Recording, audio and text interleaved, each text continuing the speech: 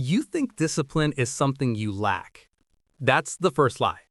You've been told your whole life that some people just have it and others don't. That there's a switch inside certain humans that makes them wake up at 5 a.m., hit the gym, eat kale, build empires, and never complain. And you're just not wired that way. Except that's not how wiring works. Your brain isn't broken. It's not lazy. It's not weak. It's efficient. And right now, it's efficiently keeping you exactly where you are because you've accidentally taught it that discipline feels like punishment. You've turned effort into the enemy. You've made the thing you need most feel like the thing you want least. But here's the truth nobody's telling you. Discipline isn't a personality trait. It's not willpower. It's not some rare gift you either have or you don't. It's a game. And you've been playing it with the wrong rules. Your brain is a prediction machine. It doesn't care about your goals. It doesn't care about who you want to become. It cares about one thing: avoiding pain and chasing pleasure. That's it.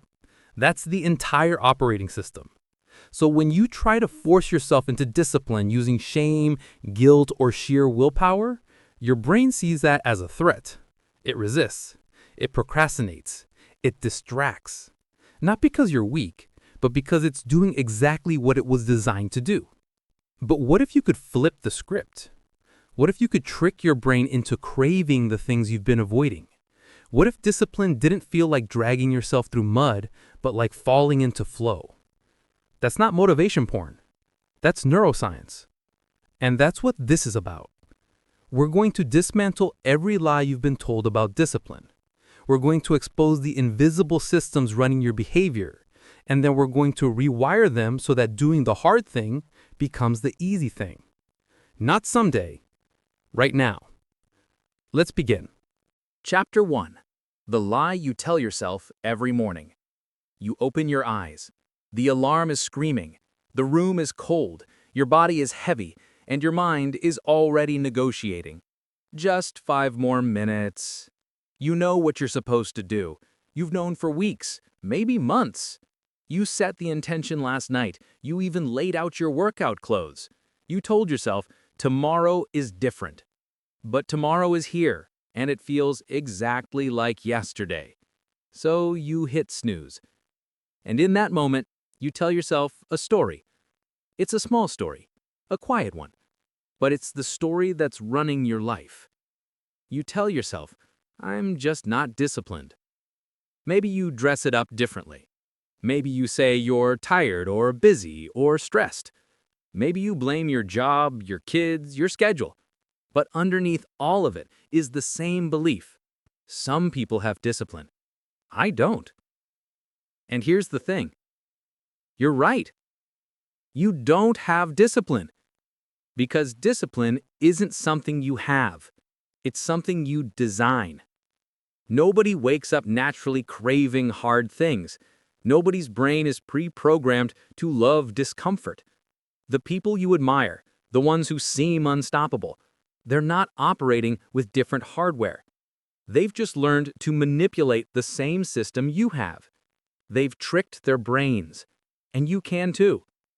But first, you have to stop lying to yourself. Because every time you say, I'm not disciplined, you're not describing reality. You're creating it. You're reinforcing a neural pathway that makes that statement more true with every repetition. Your brain believes what you tell it, and you've been telling it the wrong story. Let's rewrite it. Here's what discipline actually is. It's the gap between intention and action. That's it. It's not a virtue. It's not a talent. It's the space between knowing what to do and doing it. And that space, it's filled with one thing: friction. Friction is everything that makes the action harder than the intention. It's the cold floor, the intimidating gym, the blank page, the discomfort of starting something you're not good at yet. Your brain hates friction. It's literally wired to avoid it. Back when we were hunters and gatherers, avoiding unnecessary effort kept us alive. Conserving energy was survival. So your brain developed a very efficient system. Make everything that feels hard feel bad. Make it uncomfortable. Make it something to resist. That system is still running.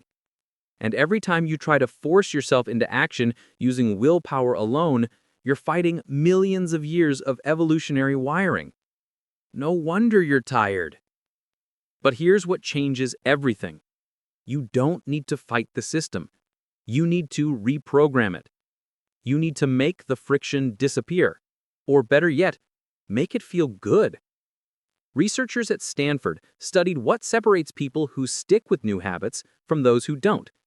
They found that it's not motivation, it's not willpower, it's not even clarity of goals. It's how much ease they engineer into the process. The people who win don't rely on discipline. They design systems where discipline isn't necessary. They remove the gap. Think about something you do every day without thinking. Brushing your teeth, making coffee, checking your phone. You don't need discipline for those things. Why? Because there's not friction. The toothbrush is next to the sink. The coffee maker is on the counter. Your phone is in your hand before you even realize you picked it up. You've automated the action. Now, imagine if the toothbrush was in the garage, if the coffee beans were locked in a safe, if your phone was buried in a drawer across the house. Suddenly, you'd need discipline. But the action didn't change. The friction did. And that's the game. Most people try to build discipline by increasing their willpower. That's like trying to run faster by carrying more weight. Instead, you need to reduce the load. You need to make the right actions so easy, so frictionless, that your brain stops resisting them. And then, once the action is easy, you need to make it rewarding. Because your brain doesn't just avoid pain. It chases pleasure. And if you can attach a hit of dopamine to the behaviors you want, your brain will start craving them. Not because you forced it, because you tricked it. Let me show you how. Tomorrow morning, when that alarm goes off, you're going to feel the same resistance, the same negotiation, the same gravitational pull back toward comfort. But this time, you're not going to fight it. You're going to architect around it. You're going to reduce the friction so much that the action becomes easier than the excuse. And then you're going to reward yourself immediately so your brain starts associating that action with pleasure instead of pain. That's the trick. That's the entire system. And once you see it, you can't unsee it. Because discipline isn't about forcing yourself to do hard things. It's about making hard things feel easy. And that starts with stopping the lie. You're not undisciplined. You're just playing the wrong game. Let's change the rules. Chapter 2. Your brain wasn't built for this world. Let's go back, way back.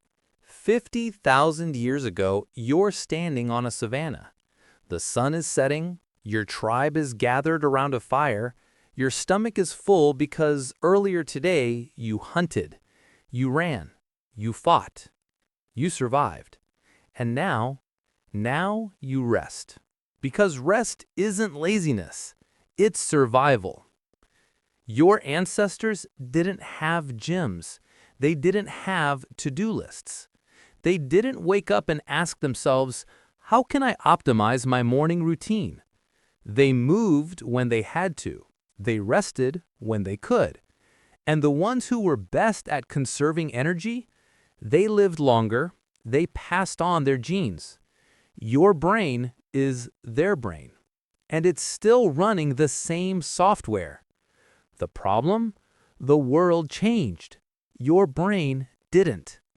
You're no longer on the savanna. You're in a world of infinite options, constant stimulation, and zero immediate danger. You don't have to hunt for food. You don't have to run from predators. You don't even have to leave your house. Everything you need is a click away. And your brain loves that. Because remember, Your brain's job is to keep you alive with the least amount of effort possible. So when you're lying in bed, scrolling through your phone, your brain is happy.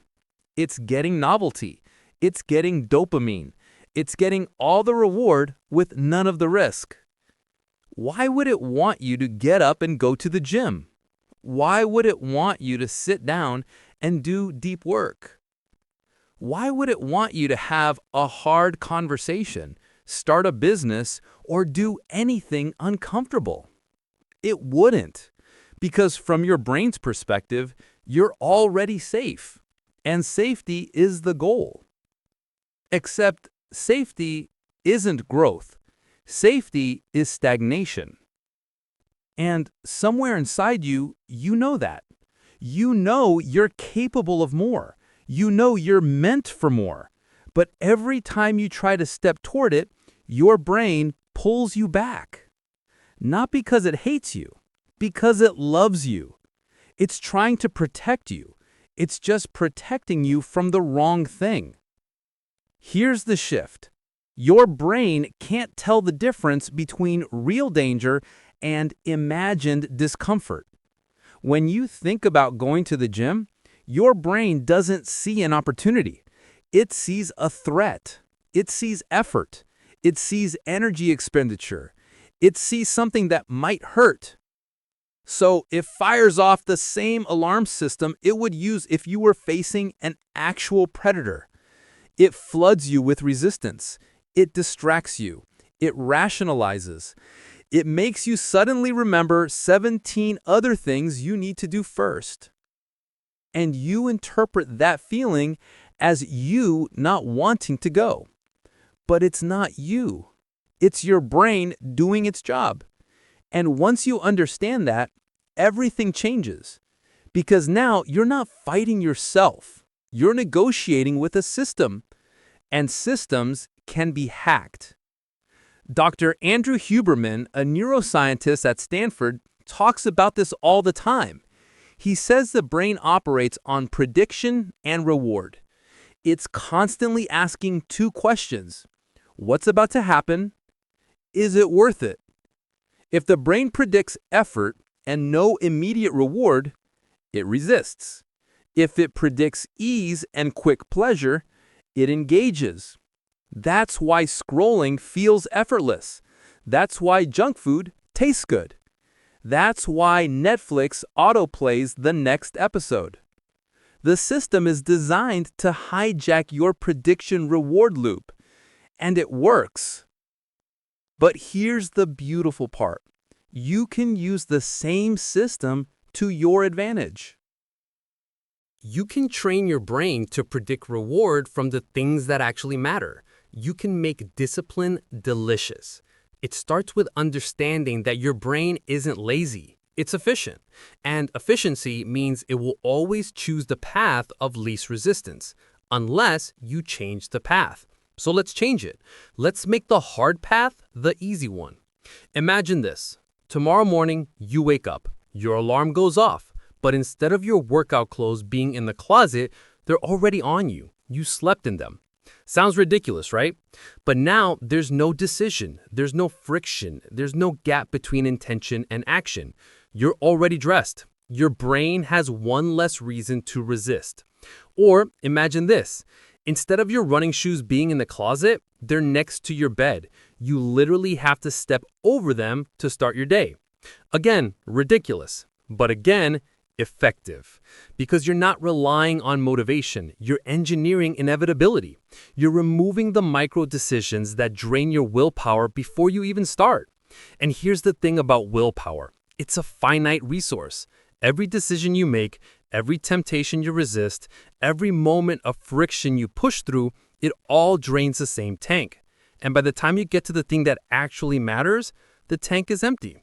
That's why you can resist the donut at breakfast, but eat the entire pizza at dinner. That's why you can focus at work, but collapse into scrolling at night.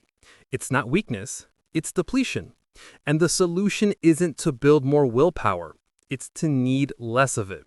You do that by designing your environment so the default action is the right action. You remove temptation. You reduce decisions. You automate the start. And then you reward the follow-through. Because here's the other half of the equation. Your brain needs to believe that the effort was worth it. And it won't believe that based on long-term results. It needs immediate proof. That's where most people fail. They do the hard thing, they go to the gym, they write the page, they have the conversation, and then nothing. No celebration, no acknowledgement, no reward. Just on to the next thing. And the brain says, well, that sucked. Let's not do that again. But if you immediately follow the hard action with something pleasurable, a song you love, a great cup of coffee, a moment of pride, you create a new association. You teach your brain this effort leads to pleasure. And once that loop is established, discipline becomes automatic.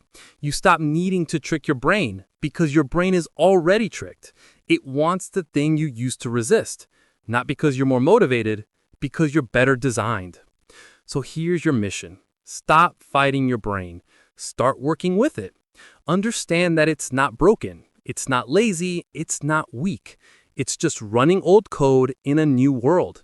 And you're the programmer. Time to write a new script. Chapter 3. The Dopamine Trap. You've been chasing the wrong high. Every morning, before your feet even hit the floor, you reach for your phone. You don't decide to do it. You don't think about it. Your hand just moves. And within seconds, you're scrolling. Notifications, messages, news, memes, drama, dopamine. Your brain lights up like a slot machine, and you haven't even been awake for 60 seconds. This isn't an accident. This is design. Every app on that phone was built by teams of neuroscientists and behavioral psychologists whose entire job is to hack your reward system. They studied how your brain works, found the exact chemical lever that makes you come back, and then they pulled it. Over and over and over again. And it works. Because dopamine doesn't care about your goals. It doesn't care about your potential. It only cares about one thing. Novelty and reward prediction. Give your brain a hit of unexpected pleasure, and it'll do anything to get more. That's the trap, and you're in it. Here's what most people don't understand. Dopamine isn't the pleasure chemical. It's the anticipation chemical. It's what fires when your brain predicts a reward is coming. When you see that little red notification bubble, your brain doesn't get excited because of what's inside. It gets excited because it might be something good.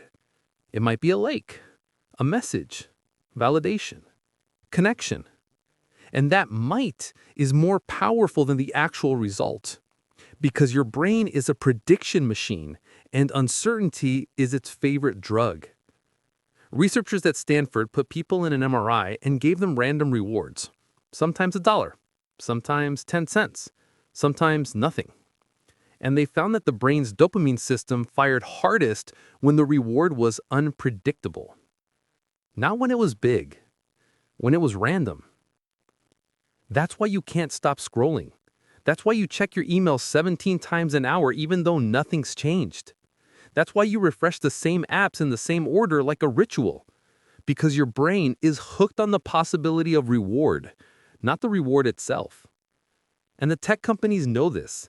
They've turned your attention into a commodity, and they're selling it to the highest bidder while you sit there wondering why you can't focus on the things that actually matter. But here's the part that really messes you up.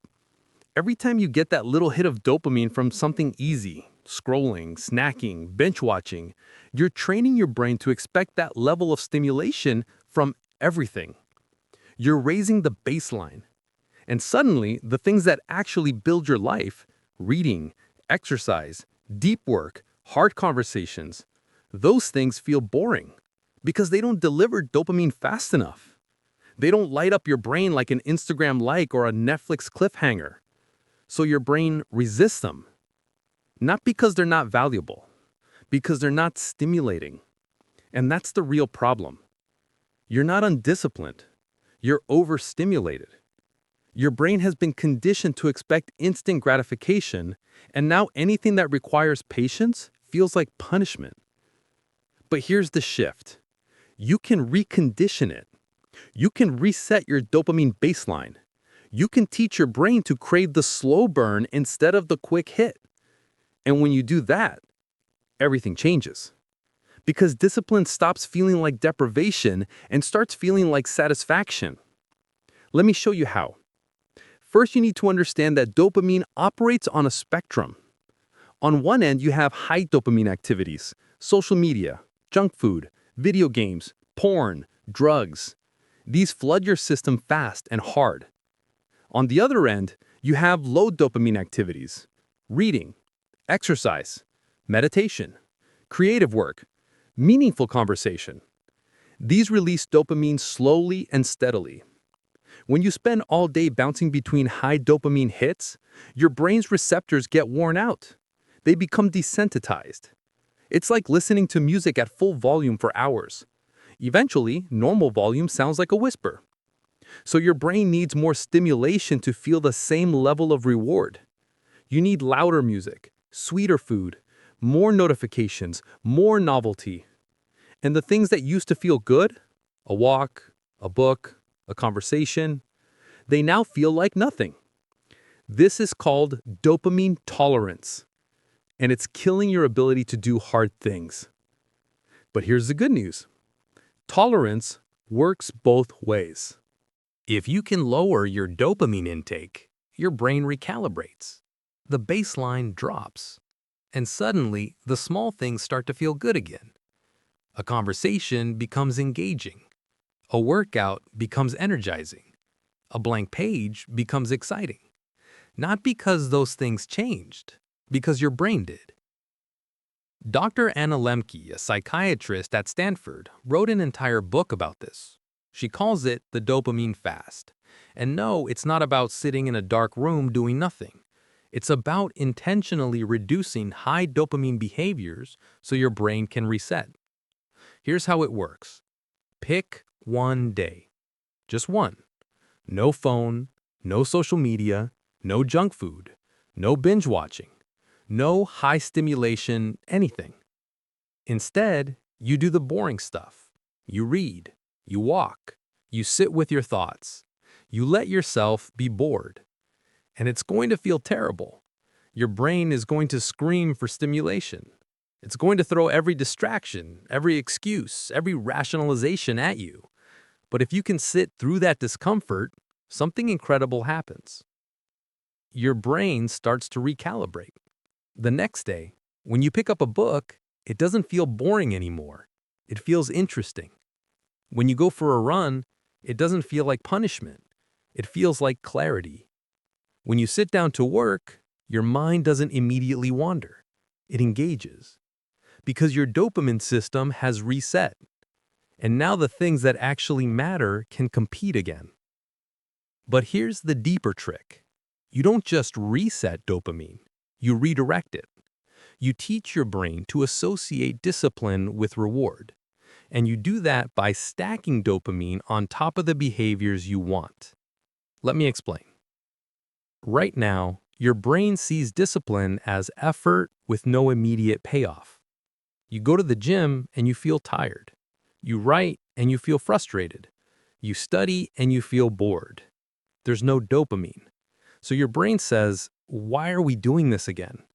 And you quit. But what if immediately after the hard thing, you gave yourself a hit of dopamine? Not from scrolling or snacking, from something intentional. A song you love, a cold shower that makes you feel alive, a perfect cup of coffee, a moment where you look in the mirror and say, I did that. Now your brain starts to make a new connection. Hard thing to reward. Do that enough times and your brain starts to anticipate the reward when you begin the hard thing. That's when the magic happens. Because now you're not relying on willpower to push through. Your brain is pulling you forward. It's craving the discipline because it knows the dopamine is coming. And eventually, the discipline itself becomes the dopamine. You don't need the reward anymore. The action is the reward. That's the trick. That's how you go from hating the gym to craving it, from dreading writing to needing it, from avoiding hard conversations to seeking them out. You're not becoming more disciplined. You're becoming more strategic. You're hacking the same system that's been controlling you, and you're turning it into your advantage. So here's your move. Tomorrow, pick one high dopamine behavior you're going to cut. Just one. Maybe it's scrolling first thing in the morning. Maybe it's binge watching at night. Maybe it's the junk food you grab when you're stressed. Remove it for 24 hours. And then, when you do the hard thing, whatever that is for you, immediately follow it with something that feels good. Not a cheap hit. Something intentional. Something that makes you feel proud. Do that for a week and watch what happens. Your brain will start to shift. The resistance will soften. The discipline will feel less like a battle and more like a rhythm. And one day, you'll wake up and realize you don't need to trick your brain anymore because it's already on your side. Chapter 4. Friction is a feature, not a flaw. You think the problem is that things are too hard. That's not the problem. The problem is that things are too easy. I know that sounds backwards, but stay with me. Right now, the things that are destroying your potential, scrolling, snacking, procrastinating, numbing out, those things are effortless. Your phone is always in your pocket. The junk food is in the pantry. The couch is right there. Netflix remembers where you left off. There's zero friction. And your brain loves that. Because remember, your brain's entire job is to conserve energy. It's wired to choose the path of least resistance every single time. So when the destructive behavior is easier than the constructive one, guess which one wins? Every single time. But here's the flip side. When you make the bad behavior harder and the good behavior easier, the game changes. Friction isn't the enemy. It's the design tool. And most people have it backwards. They're trying to build discipline by making themselves stronger. What they should be doing is making their environment smarter. Let me tell you a story. A researcher named Brian Wansink ran a study on eating behavior. He wanted to know, does convenience actually change how much we eat? So he did something simple. He put chocolates on people's desks. Some were in clear jars right in front of them. Some were in opaque jars. Some were 6 feet away. Same chocolates, same people, different friction. And the results? When the chocolates were right in front of them in a clear jar, people ate an average of 9 pieces a day. When they were in an opaque jar, it dropped to 6. When they were 6 feet away, it dropped to 4. Just by adding a tiny bit of friction, making the candy less visible, less convenient, people ate half as much. Without thinking about it. Without willpower. Without discipline. Just friction. Now flip that. What if you use the same principle for the behaviors you want? What if you made the good stuff so easy, so frictionless that it became the default? That's the shift. Most people are trying to build discipline in a frictionless environment designed to distract them. That's like trying to run uphill on a treadmill going the wrong way. You might make progress, but you're going to be exhausted. Instead, you need to change the incline. You need to engineer your environment so the right choice is the easy choice. Here's what that looks like in real life. Let's say you want to read more. Right now, your book is on a shelf in another room. Your phone is in your hand. Netflix is 1 click away. Which one are you going to choose? The one with zero friction. But what if you flipped it? What if your phone was in a drawer in another room and your book was on your pillow? Now the frictionless choice is reading. You didn't get more disciplined. You just got smarter. Or let's say you want to work out in the morning. Right now, your alarm goes off. You're warm, you're comfortable. Your workout clothes are in the closet. The gym is 20 minutes away. Friction everywhere. So you hit snooze.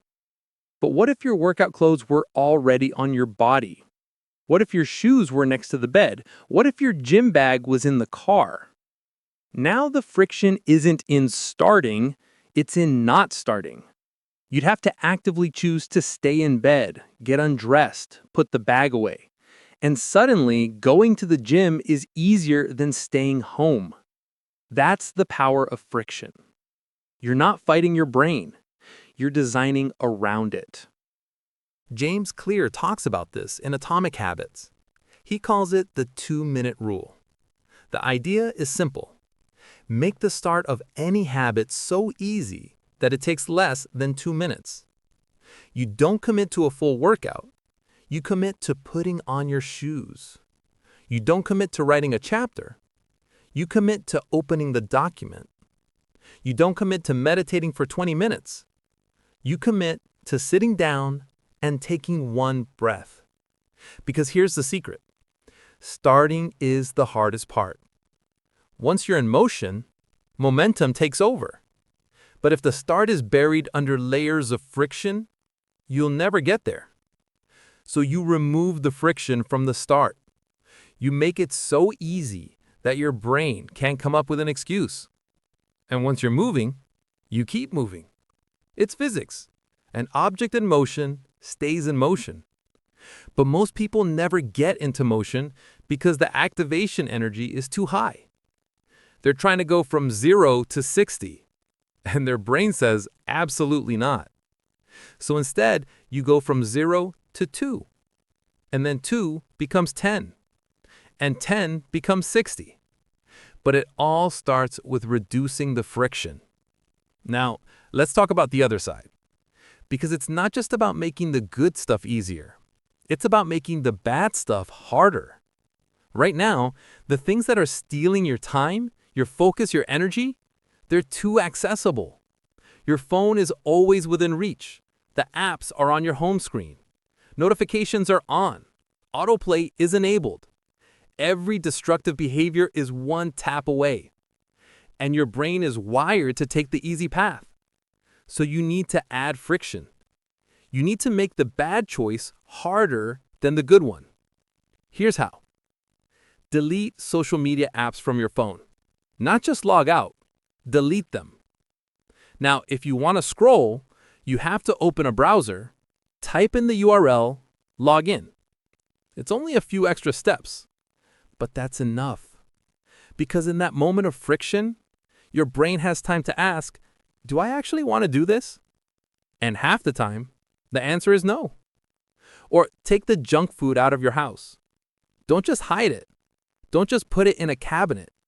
Remove it entirely. Now, if you want it, you have to get dressed, get in your car, drive to the store, buy it, and bring it back. Suddenly, the friction is so high that the craving dies before you even start. You're not relying on willpower. You're relying on laziness. And laziness is way more reliable because your brain will always choose the path of least resistance. So make sure the path you want is the one with the least resistance. That's the entire game. Friction for the bad, ease for the good. And once you set that up, discipline becomes automatic. You're not forcing yourself to make the right choice. The environment is making it for you. So here's your assignment. Pick one behavior you want to build. Just one. Now ask yourself, what's the friction stopping you from doing it?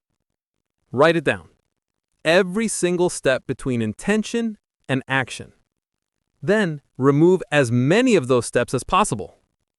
Make it so easy that you'd feel stupid not doing it. And then pick one behavior you want to stop. Ask yourself, what's making this too easy? And add friction. Lots of it. Make it annoying. Make it inconvenient. Make it require effort. Do that, and you'll stop needing discipline. Because the environment will do the work for you. And that's when you realize discipline was never about strength. It was always about design. Chapter 5. Identity before action.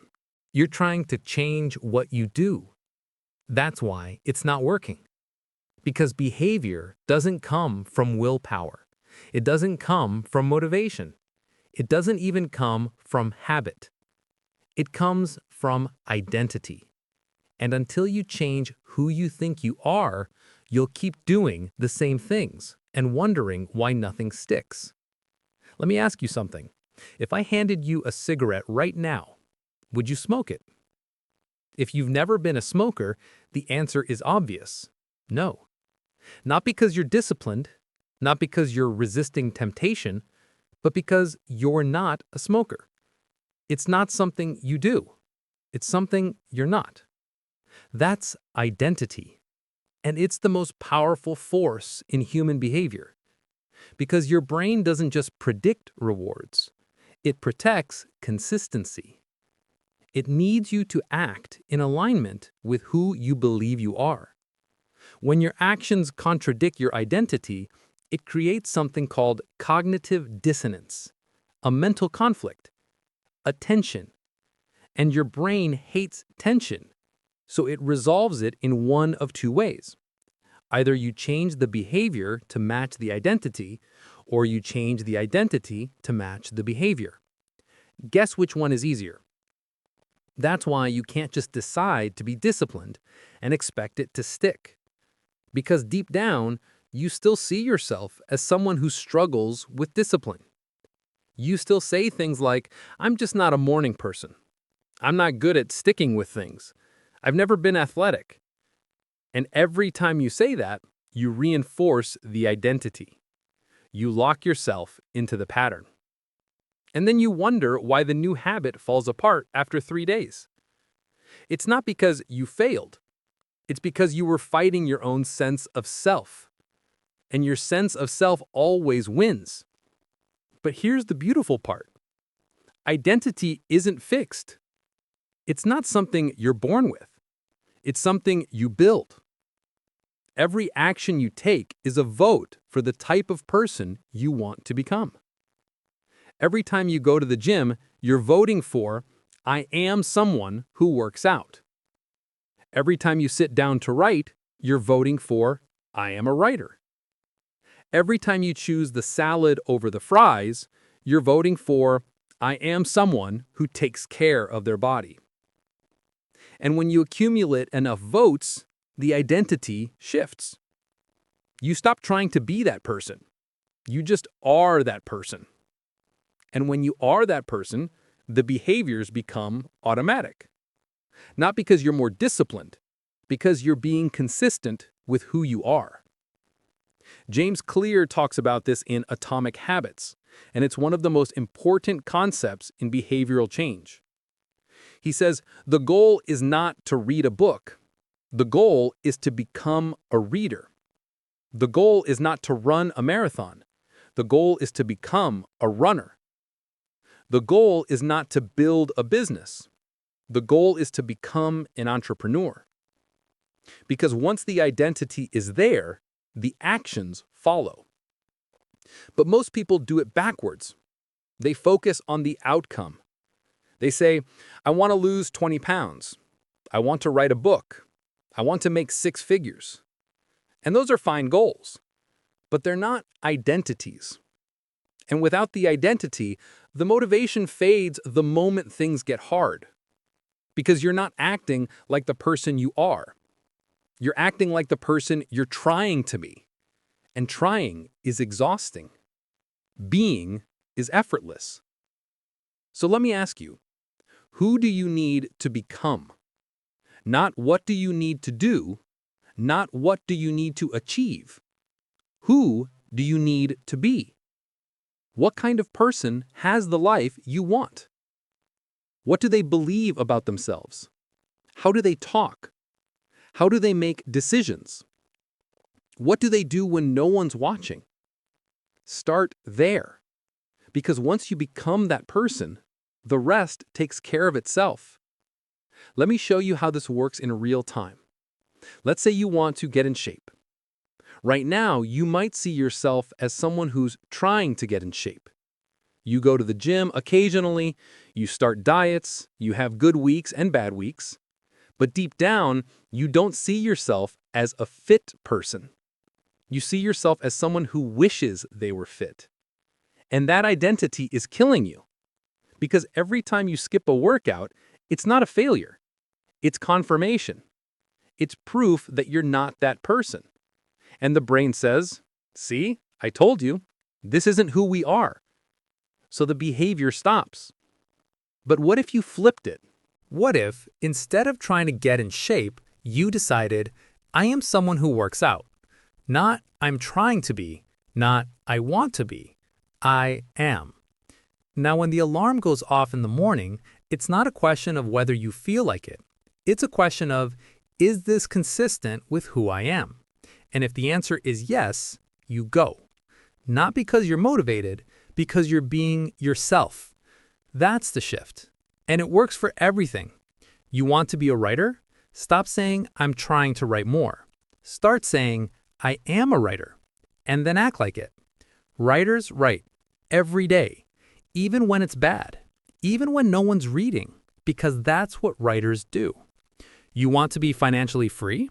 Stop saying, I'm bad with money. Start saying, I am someone who makes smart financial decisions, and then make one, and then another. Each decision is a vote. Each vote strengthens the identity. And eventually, the identity becomes so strong that acting against it feels wrong. That's when discipline becomes effortless, because you're not forcing yourself to do something hard. You're just being who you are. Now here's a part most people miss. You don't build identity through big transformations. You build it through small, consistent actions. You don't become a runner by running a marathon. You become a runner by putting on your shoes and running a mile, and then doing it again tomorrow. Each repetition is proof, and your brain collects proof. It says, okay, we did this yesterday, and the day before, and the day before that. Maybe this is who we are. And once the brain believes it, the behavior becomes automatic. You stop needing external motivation. You stop needing accountability. You stop needing discipline, because the action is just an expression of identity. And identity doesn't need to be convinced. So here's the question you need to ask yourself every single day. What kind of person do I want to be? Not what do I want to have, not what do I want to do. Who do I want to be? And then ask, what would that person do right now? Would they hit snooze or would they get up? Would they scroll or would they read? Would they complain or would they act? And then do that thing. Not because you have to, because that's who you are. Do it enough times and it stops being a decision. It becomes your default. And that's when everything changes, because you're no longer fighting yourself. You're no longer trying to be someone you're not. You're just showing up as the person you've decided to be. And the life you want is just a side effect of that identity. So stop trying to change your habits. Start changing your identity. The habits will follow. Chapter 6. The 2-Minute Conspiracy. You're overthinking it. That's the problem. You sit there staring at the blank page, the empty gym, the pile of work, and your brain starts calculating. This is going to take an hour, maybe 2. I need to be in the right headspace. I need the perfect conditions. I need energy. I need focus. And while you're thinking, you're not doing. And the longer you think, the bigger the task becomes in your mind. And the bigger it becomes, the more resistance you feel. Until eventually, you don't start at all. Because your brain has convinced you that this thing you need to do is this massive, exhausting, impossible mountain. And it's not. It's a 2-minute task that you've turned into a nightmare. Here's the truth. Most of the things you're avoiding aren't hard. Starting them is hard. And the only reason starting is hard is because you're trying to start with the whole thing instead of just the first 2 minutes. You're trying to write the book instead of writing 1 sentence. You're trying to run 5 miles instead of putting on your shoes.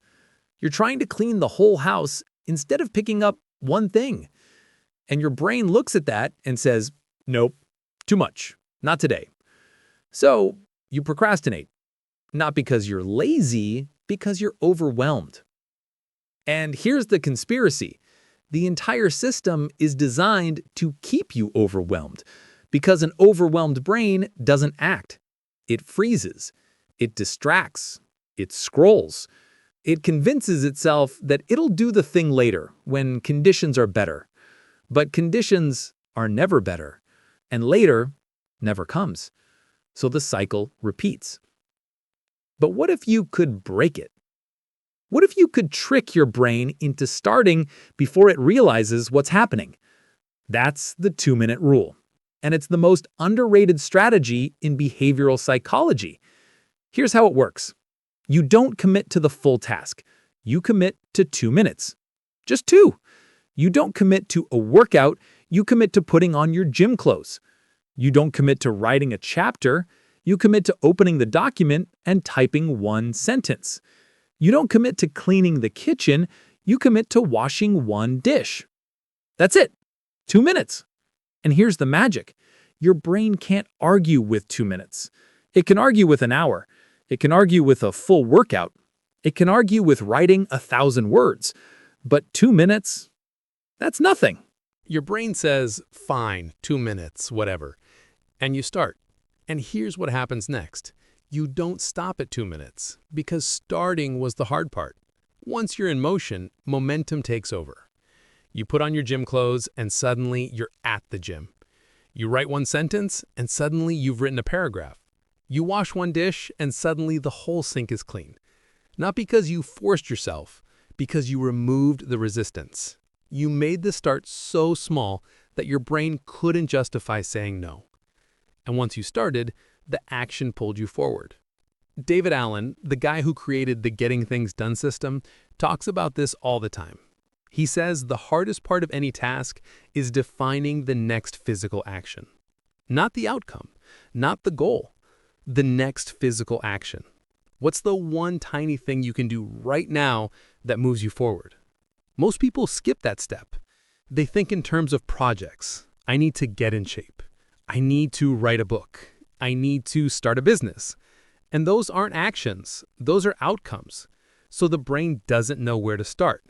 And when the brain doesn't know where to start, it doesn't start. It waits for clarity, for motivation, for the right moment. But clarity doesn't come from thinking. It comes from doing. So you need to make the doing so small that it's impossible to avoid. You need to make the first step laughably easy. Here's a real example. A guy named B.J. Fogg is a behavior scientist at Stanford, and he wanted to build a habit of doing push-ups every day. But he knew that committing to 20 push-ups or 50 push-ups would create resistance. So instead, he committed to 1. Just 1 push-up every day after he used the bathroom. That was the rule.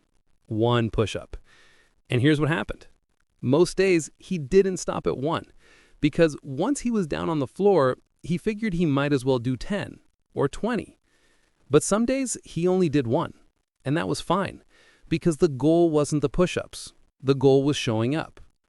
The goal was proving to his brain that he was the kind of person who did push-ups, 1 rep at a time. And over time, that identity solidified, and the behavior became automatic, not because he built massive discipline, because he removed massive friction. Now let's apply this to your life. Think about the thing you've been avoiding, the project, the conversation, the habit. What's the 2-minute version? Not the outcome, not the end result, the smallest possible step that starts the process. If it's exercise, put on your shoes. If it's writing, open the document. If it's studying, open the book to page 1. If it's calling someone, pick up the phone. That's it. Don't think about what comes next. Just do the first 2 minutes, and then see what happens. 9 times out of 10, you'll keep going, because the resistance wasn't in the doing, it was in the starting. And you just eliminated the starting. Here's the other piece. You need to celebrate the 2 minutes, because your brain needs proof that this was worth it. If you put on your shoes and then immediately judge yourself for not running a marathon, Your brain says, "See, we failed again." But if you put on your shoes and say, "I did it. I'm someone who shows up," your brain says, "Okay, that felt good. Let's do it again." That's the loop. Small action, immediate reward. Do that enough times, and the action becomes the reward. You don't need external motivation anymore. The 2 minutes become the proof of identity, and identity drives behavior. So here's your move. Right now, today, pick one thing you've been putting off and break it down to the smallest possible first step, 2 minutes or less, and then do it. Don't think about the rest. Don't plan the whole thing. Just do the first 2 minutes and watch what happens. Because once you start, you won't want to stop. And even if you do stop after 2 minutes, that's a win because you showed up. And showing up is the entire game. Do it enough times and you'll stop needing to trick yourself because your brain will be tricked. It'll believe that you're the kind of person who starts. And people who start, they finish. Not because they're more disciplined, because they never let the starting become the hard part. Chapter 7. Boredom is the gateway to discipline. You can't sit still. Right now, as you're listening to this, there's a part of you that wants to do something else. Check your phone, skip ahead, move, distract. Because sitting here, just listening, just being present with one thing, it feels uncomfortable. And that discomfort has a name: boredom. And you've been taught to fear it. You've been conditioned to believe that boredom is the enemy, that it's a sign something's wrong, that you need to fix it immediately. So the second you feel it, you reach for your phone, you turn on the TV, you snack, you scroll, you do anything to make it go away. And every time you do that, you're training your brain that boredom is unbearable. You're teaching it that discomfort must be escaped. And that's destroying your ability to do anything meaningful. Because here's what nobody tells you. Boredom is the gateway to discipline. It's the space where focus lives. It's the crack in the noise where deep work happens. And if you can't tolerate boredom, you can't tolerate discipline. Because discipline is boring. Going to the gym every day is boring. Writing every day is boring. Showing up when you don't feel like it is boring. There's no novelty, no surprise, no dopamine hit. Just the same action over and over. And if you need constant stimulation to feel okay, you'll quit the moment it stops being exciting, which is usually around day 3.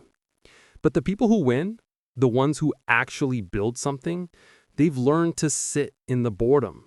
They've made peace with the lack of stimulation. They've trained their brains to find satisfaction in the repetition. And that's the skill nobody's teaching you.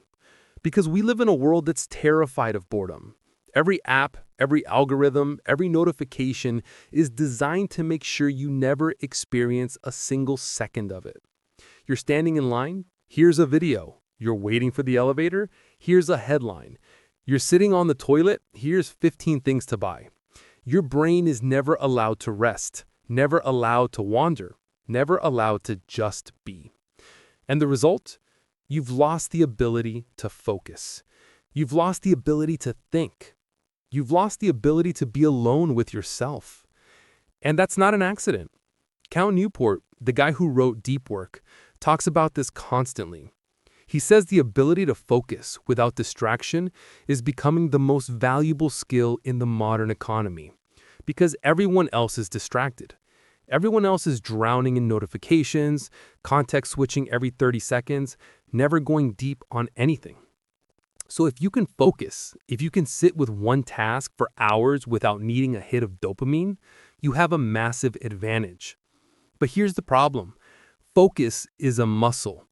And if you never train it, it atrophies. Every time you pull out your phone, the second you feel bored, you're weakening that muscle. Every time you switch tabs because the thing you're doing feels hard, you're making it harder to focus next time.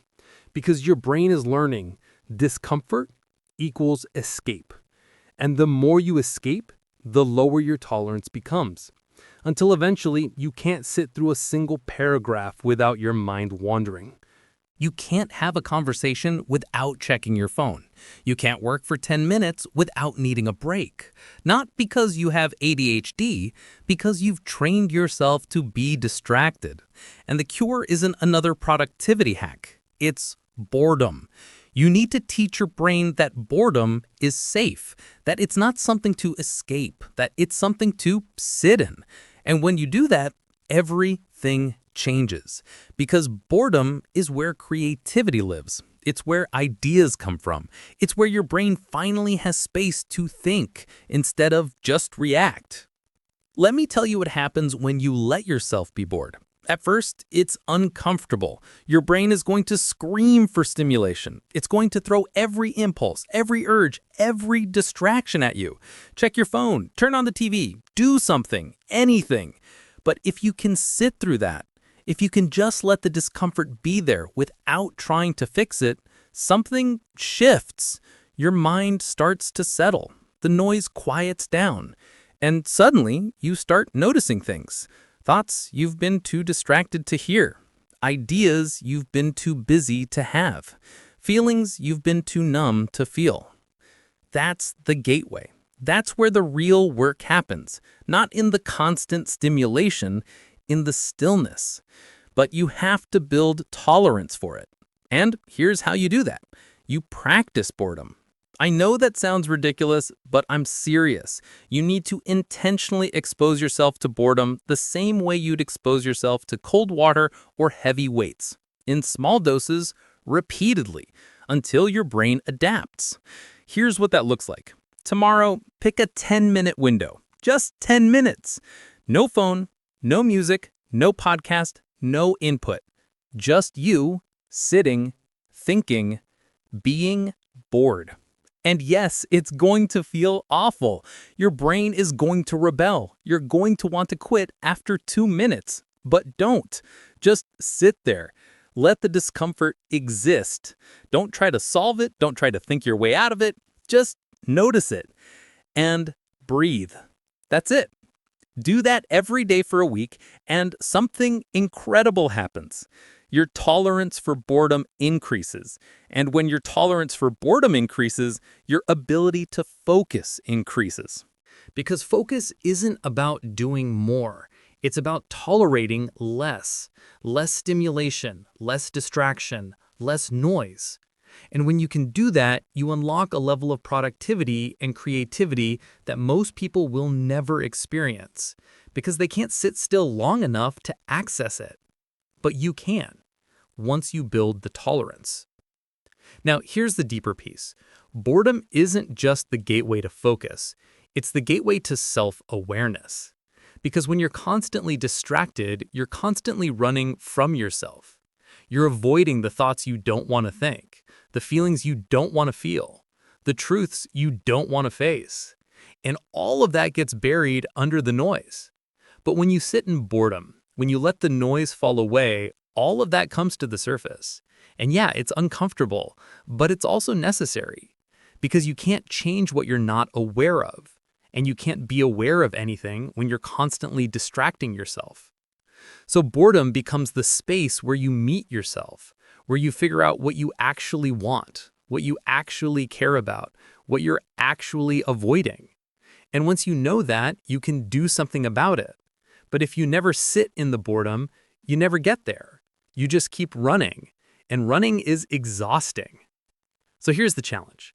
Stop treating boredom like the enemy. Start treating it like the gateway to focus, to creativity, to self-awareness, to discipline.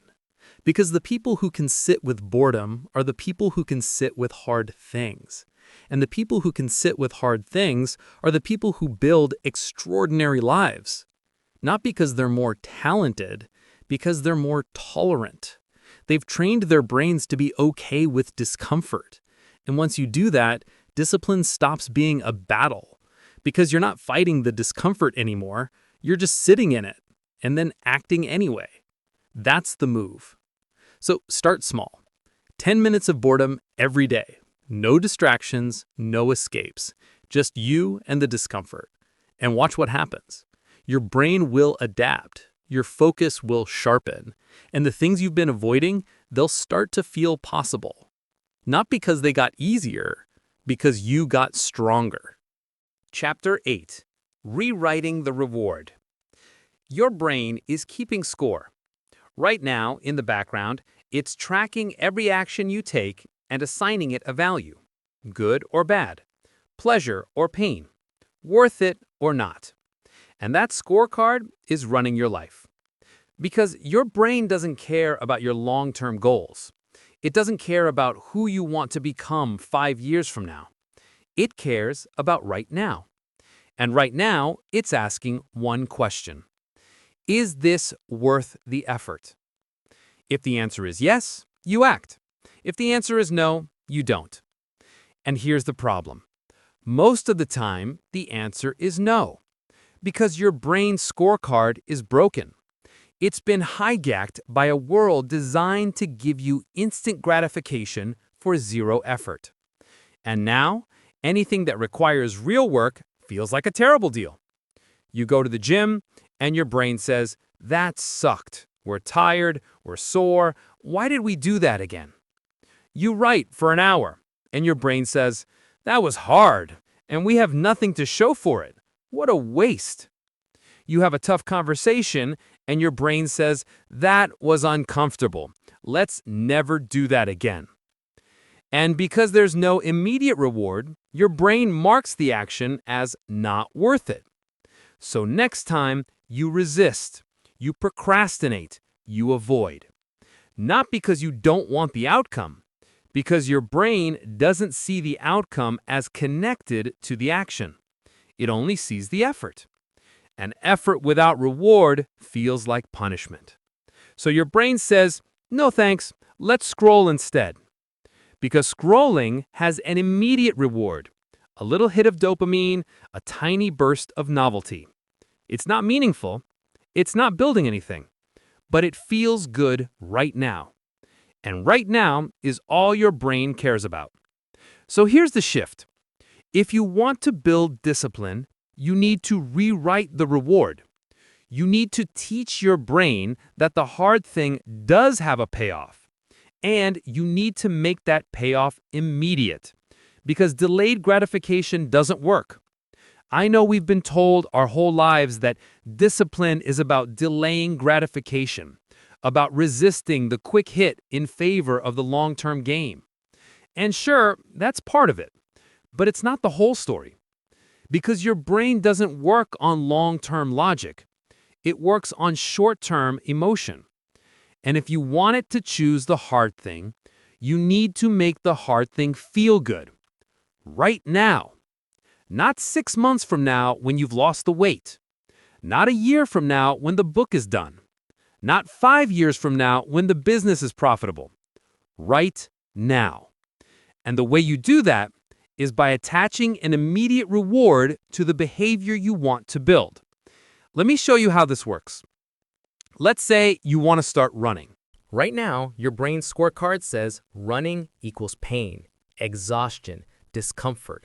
No reward, just effort. So every time you think about running, your brain says, nope, hard pass. But what if, immediately after you run, you do something that feels amazing? Maybe it's a cold shower that makes you feel alive. Maybe it's your favorite song at full volume. Maybe it's a perfect cup of coffee that you only allow yourself after a run. Now, your brain starts to build a new association. Running leads to reward. Do that enough times and your brain stops resisting the run because it's not focused on the effort anymore, it's focused on what comes after. And eventually, the run itself becomes the reward because your brain has learned to release dopamine in anticipation of the action. That's the trick. You're not relying on willpower to push through the discomfort. You're rewiring the neural pathway so the discomfort becomes associated with pleasure. And once that happens, discipline is effortless because your brain wants it. BJ Fogg calls this celebration. He says the fastest way to build a habit is to immediately celebrate after doing it. Not in a big dramatic way, Just a tiny moment of acknowledgement, a fist pump, a smile, a quiet yes, something that signals to your brain, that was good. Because your brain is always looking for proof that the action was worth it, proof that you should do it again. And if you give it that proof, it will. But here's what most people do instead. They do the hard thing and then they immediately criticize themselves. They go to the gym and think, that wasn't enough, I should have done more. They write a page and think, that was terrible, I'm not a real writer. They have the hard conversation and think, I messed that up, I should have said it differently. And their brain hears that and says, okay, so that action led to shame, let's not do that again. So the behavior dies. Not because it wasn't working, because you punish yourself for doing it. You need to flip that. You need to celebrate the action no matter how small, because the goal isn't perfection. The goal is repetition. And repetition only happens when the brain believes the action is worth repeating. So you give it a reason to believe. You attach a reward. And you do it immediately, not later, not when you've achieved the big goal, right after the action. That's how you rewrite the scorecard. Now let's go deeper. Because there's another type of reward you need to understand. It's called intrinsic reward, and it's way more powerful than anything external. External rewards are things like coffee, music, a treat. They work, they're useful. They help you build the habit. But intrinsic rewards, those are the rewards that come from the action itself. The feeling of clarity after a run, the sense of pride after finishing a hard task, the calm that comes from meditation, the confidence that comes from showing up even when you didn't feel like it. These rewards are deeper, and once your brain starts recognizing them, you don't need the external stuff anymore because the action becomes self-reinforcing. You run because running makes you feel strong. You write because writing makes you feel clear. You show up because showing up makes you feel like the person you want to be.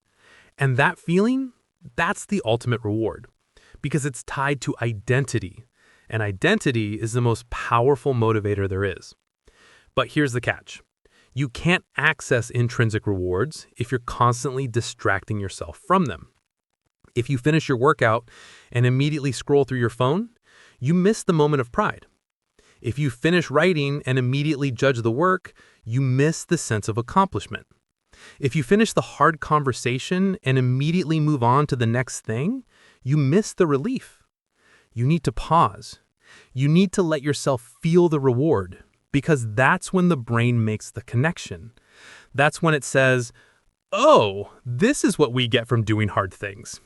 And once it knows that, it starts craving the hard things. Not because you forced it, because you let it experience the payoff. So here's your move. Pick one behavior you're trying to build and decide right now, what's the immediate reward? It can be external, it can be intrinsic, it can be both, but it has to be immediate and it has to happen every single time you do the action. No exceptions. Because your brain is looking for patterns. And if the pattern is hard thing, reward, it will keep choosing the hard thing. But if the pattern is inconsistent, if sometimes there's a reward and sometimes there's not, your brain gets confused. And confused brains don't act. So make it consistent, make it immediate, and make it non-negotiable. Do that, and you won't need to force yourself anymore, because your brain will be pulling you toward the action. Not because it's disciplined, because it's been rewired. And rewiring is permanent. Willpower isn't. So stop relying on willpower. Start rewriting the reward. That's how you win. Love what you're hearing? Hit that subscribe button and join our community of audiobook lovers. Your support helps us bring you more amazing stories. Chapter 9, The Clarity Razor. You're not failing because you lack discipline. You're failing because you lack clarity. Right now, your brain is trying to process 1,000 different inputs, all screaming for attention at the same time. You should work out. You should eat better. You should start that project. You should call that person. You should read more. You should sleep earlier. You should. You should. And your brain is sitting there completely overwhelmed, saying, okay, but which one first? And when it can't decide, it does nothing. Or worse, it does the easiest thing. The thing that requires zero thought. Scrolling, snacking, distraction. Not because you're lazy, because you're overloaded. And here's what nobody's telling you. Vague goals create vague action. When you say, I want to get in shape, your brain has no idea what that means. Does it mean losing 10 pounds? Running a 5K? Doing 10 push-ups? Going to the gym once? It doesn't know. So it waits for more information. And while it's waiting, you're not moving. But when you say, I'm going to the gym at 6 a.m. tomorrow and doing a 20-minute workout, your brain knows exactly what to do. There's no ambiguity, no decision fatigue, no room for negotiation. The action is clear, and clear actions get executed. This is what researchers call implementation intention, and it's one of the most powerful tools in behavioral psychology. It works like this. Instead of setting a goal, you set a specific plan. Not, I want to write more, but I will write for 30 minutes at my desk at 7 a.m. every weekday. Not, I should eat healthier, but I will eat a salad with protein for lunch at noon every day this week. Not, I need to work out, but I will do a 10-minute bodyweight workout in my living room right after I brush my teeth. See the difference? The first version is a wish. The second version is a plan. And your brain loves plans because plans remove the cognitive load. You're not deciding if you're going to act. You're not deciding when you're going to act. You're not deciding what you're going to do. You've already decided all of that. So when the moment comes, you just execute. No thinking, no deliberating, no negotiating. Just action. And that's the clarity razor. It cuts through the noise and gives your brain one clear directive. And when your brain has one clear directive, it follows it. But when it has 10 vague ideas, it freezes. Here's the research. A study out of NYU found that people who used implementation intentions were 2 to 3 times more likely to follow through on their goals than people who just set regular goals. Not because they were more motivated, because they were more specific. They told their brains exactly what to do, when to do it, and where to do it. And their brain said, got it, let's go. But here's where most people mess this up. They try to be specific about everything at once. They make a list of 17 habits they're going to start on Monday. Wake up at 5 a.m., meditate, journal, work out, meal prep, read, learn a language, build a business, and by Tuesday, they've done none of it. Because specificity without focus is just overwhelm in disguise. You can't build 17 habits at once. You can barely build one. So here's the move. Pick one behavior. Just one. The one that matters most. The one that if you did it consistently would change everything else. Maybe it's exercise. Maybe it's writing. Maybe it's waking up early. Whatever it is, make it your singular focus. And then get absurdly specific about it. Not just what you're going to do, but when, where, how, and what happens right before and after. Because the more detail you give your brain, the less room there is for resistance. Let me give you an example. Let's say your one behavior is working out. Here's the vague version. I'm going to start working out. Here's the clear version. Every Monday, Wednesday, and Friday at 6 a.m., I will put on my workout clothes that are laid out next to my bed, drink the water bottle I prepared the night before, and do a 20-minute workout in my living room using the routine saved on my phone. Immediately after, I will take a cold shower and make my favorite coffee. See how much clarity that has? Your brain knows exactly what to expect. There's no decision-making in the moment. You've pre-decided everything. And that's the magic, because decision-making drains willpower. And if you're making decisions in the moment when you're tired and unmotivated, you'll make the wrong decision. You'll hit snooze, you'll skip it, you'll tell yourself you'll do it later. But if the decision is already made, if the plan is already set, you just follow the script. And following a script is easy. Now here's the other piece of the clarity razor. You need to know your obstacles. Because obstacles aren't surprises. They're predictable. You know exactly what's going to get in your way. You know you're going to be tired. You know something's going to come up. You know your brain is going to give you 100 reasons to quit. So plan for it. This is called obstacle pre-planning, and it's devastatingly effective. You ask yourself, what's going to try to stop me? And then you decide in advance how you're going to respond. If I'm too tired in the morning, I'll do a 10-minute version instead of skipping it entirely. If I get a last-minute meeting, I'll work out at lunch instead of 6 a.m. If I don't feel like writing, I'll write one bad sentence just to keep the streak alive. You're not hoping you'll have willpower in the moment. You're removing the need for willpower by pre-deciding the response. And when the obstacle shows up, you don't have to think. You just execute the backup plan. This is what elite performers do. They don't wing it. They script it. Every detail, every scenario, every possible disruption. And then they just follow the script. Because the script removes the friction. And when there's no friction, there's no resistance. And when there's no resistance, there's just action. So here's your assignment. Right now, pick your one behavior. The one thing that if you did it every day would transform your life. And then get specific. Write down exactly when you're going to do it. Write down exactly where you're going to do it. Write down exactly what you're going to do. Write down what happens right before and right after. And then write down the 3 most likely obstacles and your response to each one. Do that and you'll have a system. Not a wish, not a hope, a system. And systems beat willpower every single time.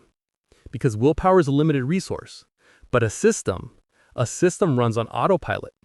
And autopilot is how you build a life. Not by trying harder, by thinking clearer. That's the razor.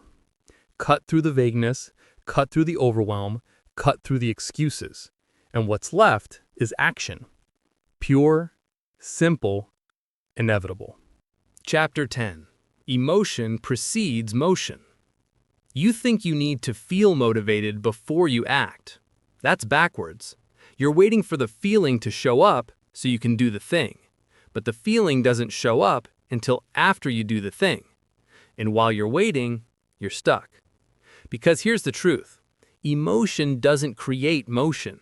Motion creates emotion. You don't go for a run because you feel energized. You feel energized because you went for a run. You don't write because you feel inspired. You feel inspired because you started writing. You don't have the hard conversation because you feel confident. You feel confident because you had the conversation. The action comes first. The feeling follows. But we've been taught the opposite. We've been told to wait until you're ready, to do it when you feel like it, to listen to your body. And all of that sounds nice, but it's killing you. Because if you wait until you feel like doing the hard thing, you'll never do it. Your brain is never going to wake up one day and say, you know what sounds amazing? Discomfort. Let's go find some. It doesn't work that way. Your brain's default setting is comfort, safety, ease, the path of least resistance. So if you're waiting for motivation to strike, you're going to be waiting forever. But here's what changes everything. You don't need to feel motivated to start. You just need to start. And once you start, the motivation shows up. Because motion creates emotion. Let me show you how this works. There's a concept in psychology called the action-emotion loop. It says that your emotions aren't just internal experiences, they're feedback signals based on your behavior. When you act confident, you start to feel confident. When you act energized, you start to feel energized. When you act disciplined, you start to feel disciplined. Your brain looks at what you're doing and says, okay, I guess this is who we are now. And then it adjusts your emotional state to match that. This is why fake smiling actually makes you feel happier. It's why standing in a power pose for 2 minutes increases your testosterone and decreases your cortisol. It's why forcing yourself to act excited, even when you're not, can actually make you feel excited. Your brain doesn't know the difference between real emotion and performed emotion. It just sees the behavior and matches the feeling to it.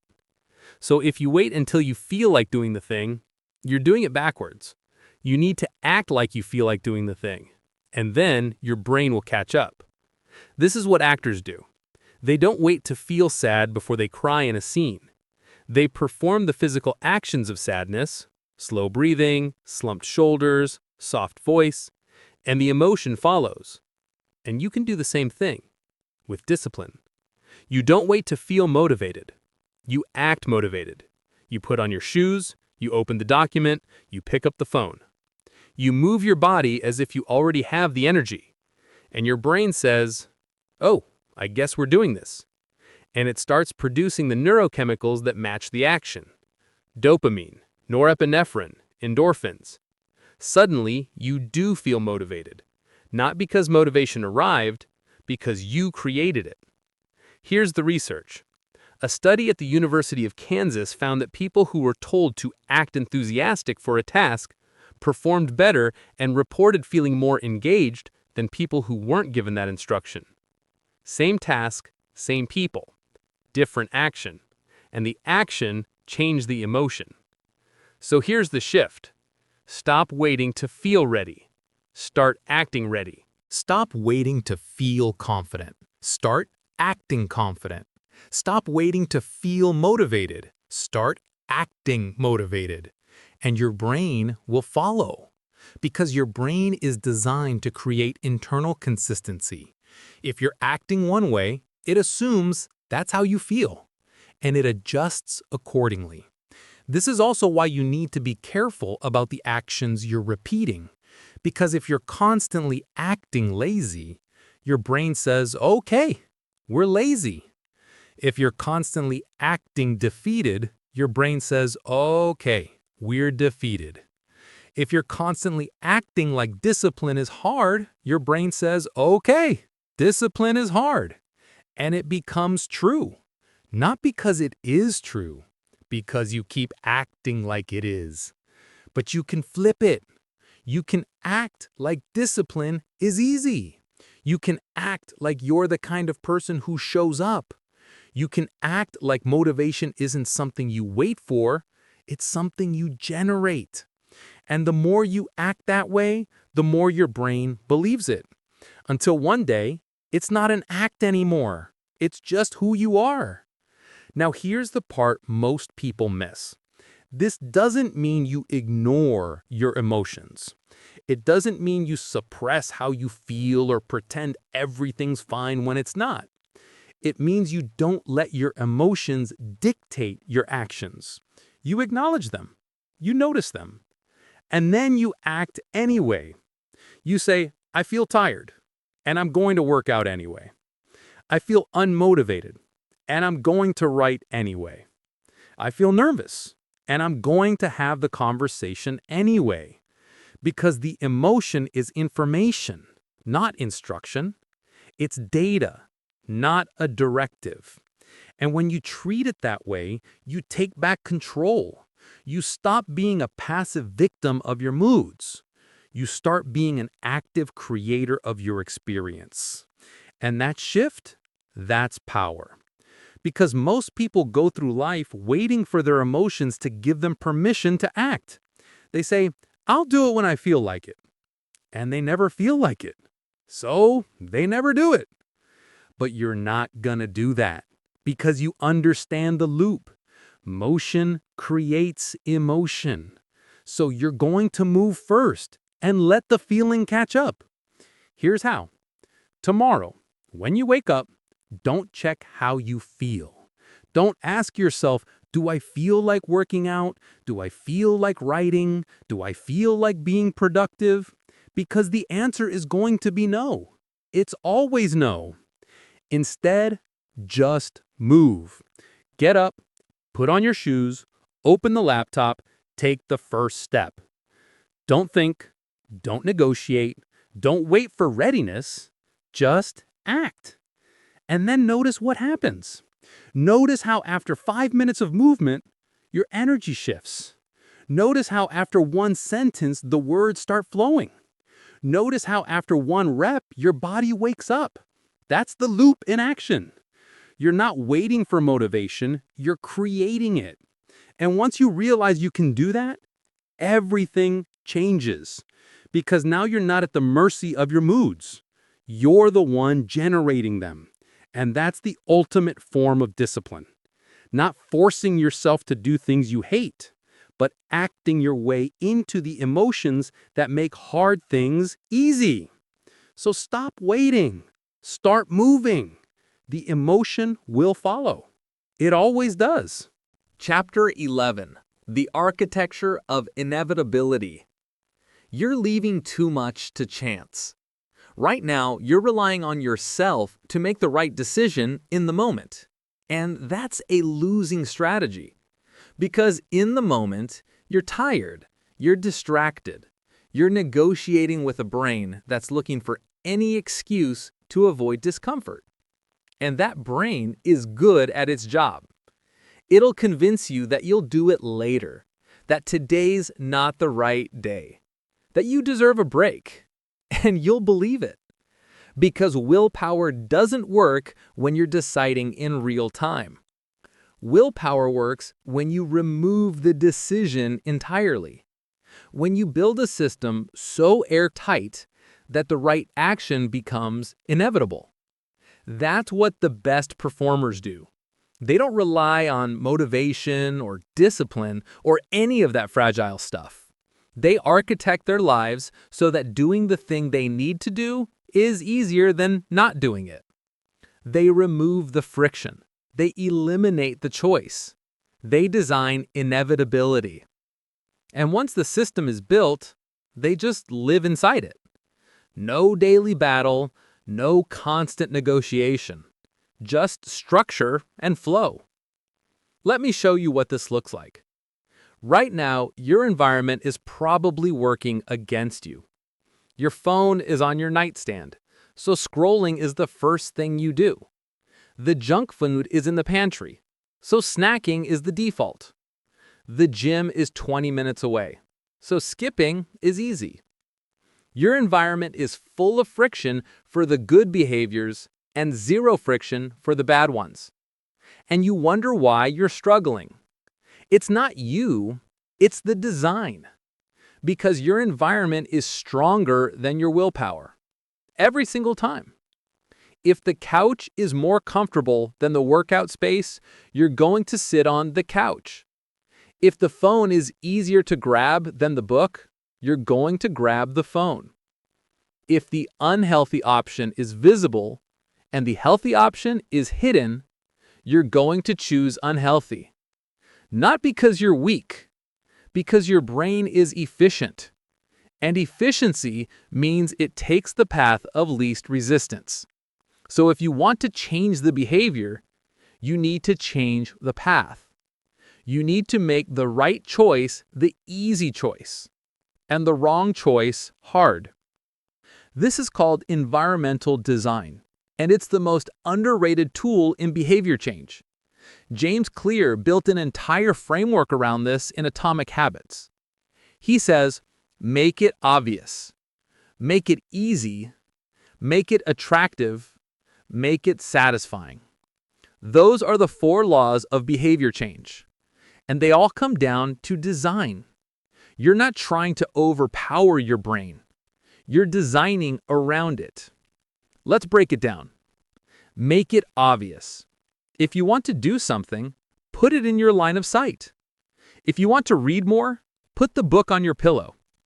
If you want to work out, put your gym clothes next to your bed. If you want to drink more water, put a full bottle on your desk. Visibility creates action because your brain operates on cues. When it sees the book, it thinks about reading. When it sees the gym clothes, it thinks about working out.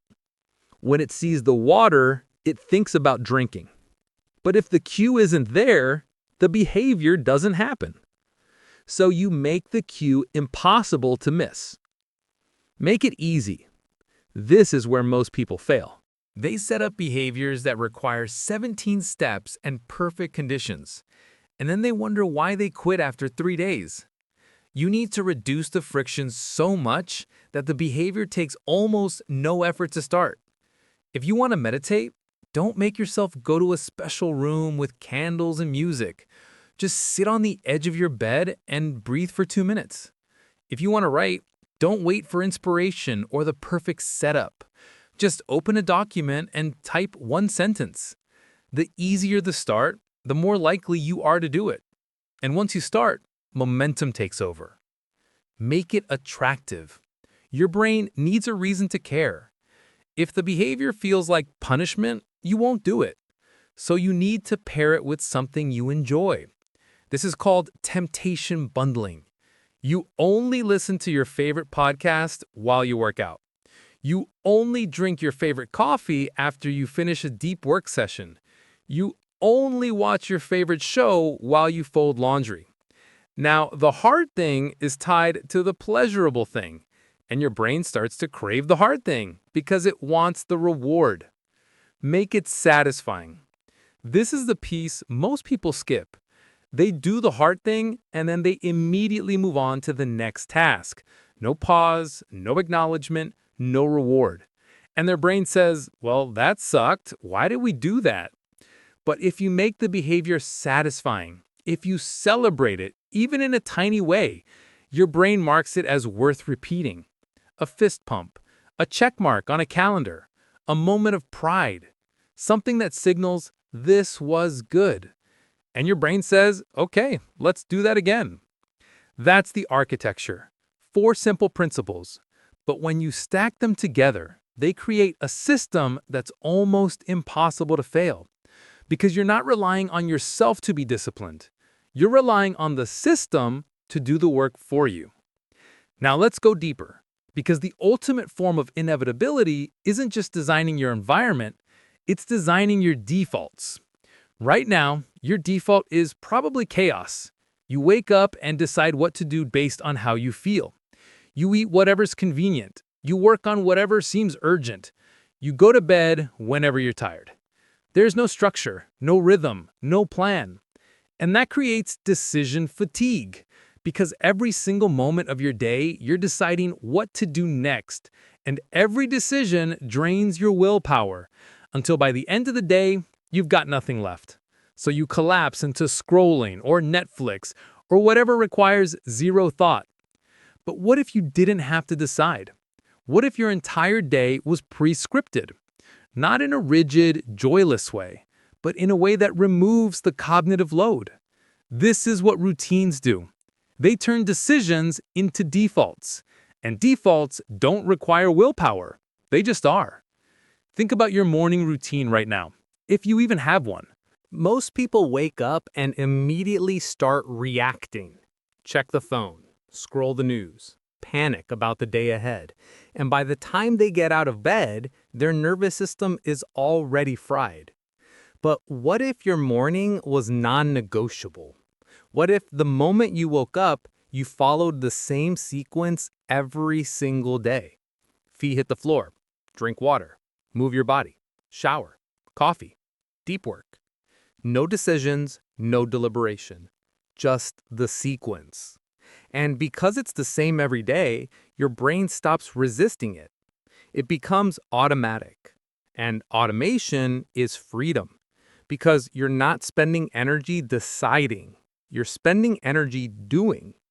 This is how elite performers operate. They don't wing it. They script their days down to the minute. Not because they're controlling, because they're strategic. They know that if they leave their day to chance, chaos wins. But if they design the day in advance, they control the outcome. So here's the move. Stop living reactively. Start living architecturally. Take one day, just one, and script it. Write down exactly what you're going to do and when. Wake up time, morning routine, work blocks, meals, movement, wind down. Every piece. And then follow the script. Not perfectly, you're not a robot, but follow it enough that you start to feel the difference. Because what you'll notice is this: when the day is designed, decision fatigue disappears. You're not constantly asking, what should I do next? You already know. And that frees up mental energy for the things that actually matter: the creative work, the deep thinking, the meaningful conversations, the stuff you've been too drained to do because you've been spending all your energy deciding. But now you're free because the architecture is doing the work. And here's the final piece. You need to design your environment for your worst day, not your best day. Because on your best day, you're motivated, you're energized, you'll do the thing no matter what. But on your worst day, when you're tired, stressed, overwhelmed, that's when the system matters. That's when you need the architecture to carry you. So when you're designing, ask yourself, what would make this impossible to avoid even on a terrible day? If the answer is nothing, your system isn't strong enough. You need more structure, more friction removal, more automation, because the goal isn't to rely on your best self. The goal is to make it so easy that even your worst self can't mess it up. And when you build that kind of system, discipline stops being a struggle. Because the struggle was never about strength. It was about design. And now you're the architect. So stop hoping you'll be disciplined. Start building inevitability. Chapter 12. When discipline becomes invisible. You're going to forget this ever felt hard. One day, not too far from now, you're going to wake up and just do the thing. You won't think about it. You won't negotiate. You won't need a pep talk, a reminder, or a kick in the ass. You'll just do it because it's what you do now. And you won't even remember when it wasn't. That's the end game. That's when discipline becomes invisible. When the behavior you used to force yourself into becomes so automatic, so integrated, so deeply woven into who you are that it's no longer discipline at all. It's just life. And that's the moment most people never reach because they quit right before they get there. They push through the hard part. They build the habit. They start seeing results. And then they stop because they think they've won. They think, okay, I've got this now. I can relax. And the second they relax, the system falls apart because they never let it become invisible. They never let it become automatic. They were still relying on effort. And effort only lasts so long. But automation lasts forever. So, here's what you need to understand. There are stages to building discipline, and most people get stuck in stage 2. Stage 1 is effort. This is where you are right now. Everything feels hard. Every action requires a decision. Every decision requires willpower. You're white-knuckling your way through the behavior, hoping it gets easier. And it does. But only if you make it to stage 2. Stage 2 is consistency. This is where the behavior starts to feel normal. You're not fighting it as much. You've reduced the friction. You've built some momentum. But you still have to think about it. You still have to remind yourself. You still have to show up intentionally. This is the danger zone, because this is where most people stop. They think, I've been doing this for 30 days. I've built the habit. I'm good. And they ease off. And within a week, they're back to square one. Because consistency isn't the finish line. It's the middle. Stage 3 is automaticity. This is where the magic happens. This is where the behavior becomes so ingrained that you don't think about it anymore. You just do it. It's no longer a choice. It's just part of your day. Like brushing your teeth, like making coffee, like putting on shoes before you leave the house. You don't need discipline for those things because they're automatic. And once your new behavior reaches that level, you've won because now it's permanent. It's no longer something you're doing. It's something you are. And the brain doesn't fight identity. So the question is, how do you get to stage 3? How do you make discipline invisible?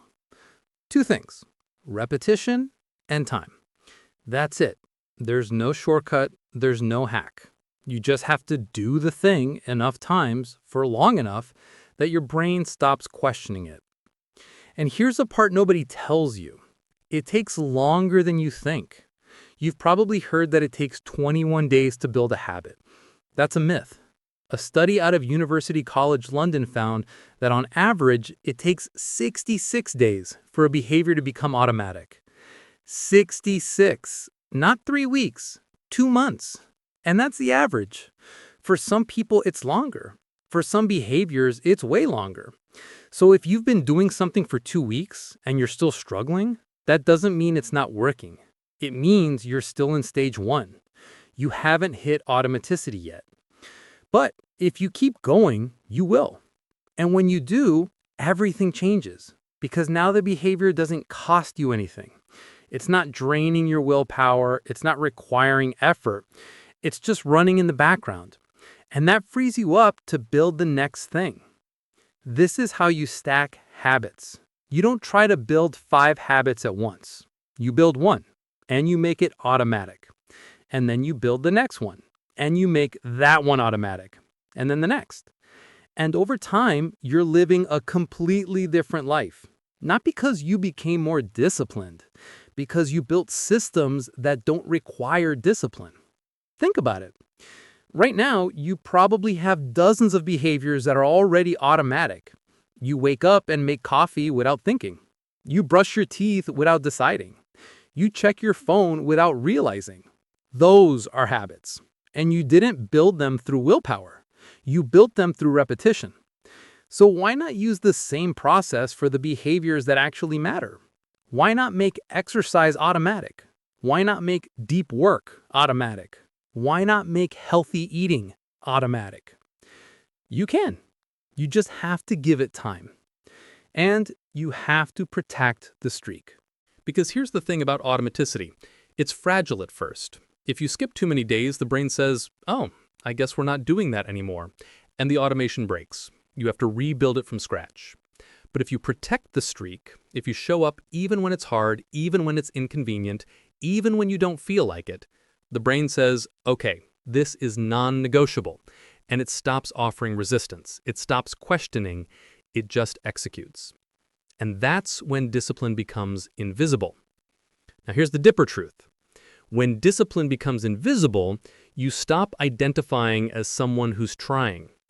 You start identifying as someone who is.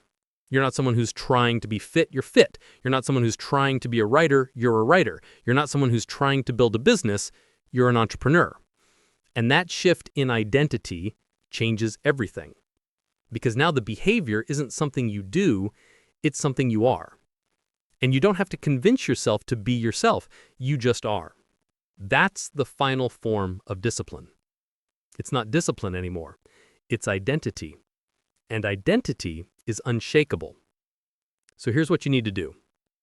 Stop counting days, stop celebrating streaks, stop treating this like a challenge you're trying to complete.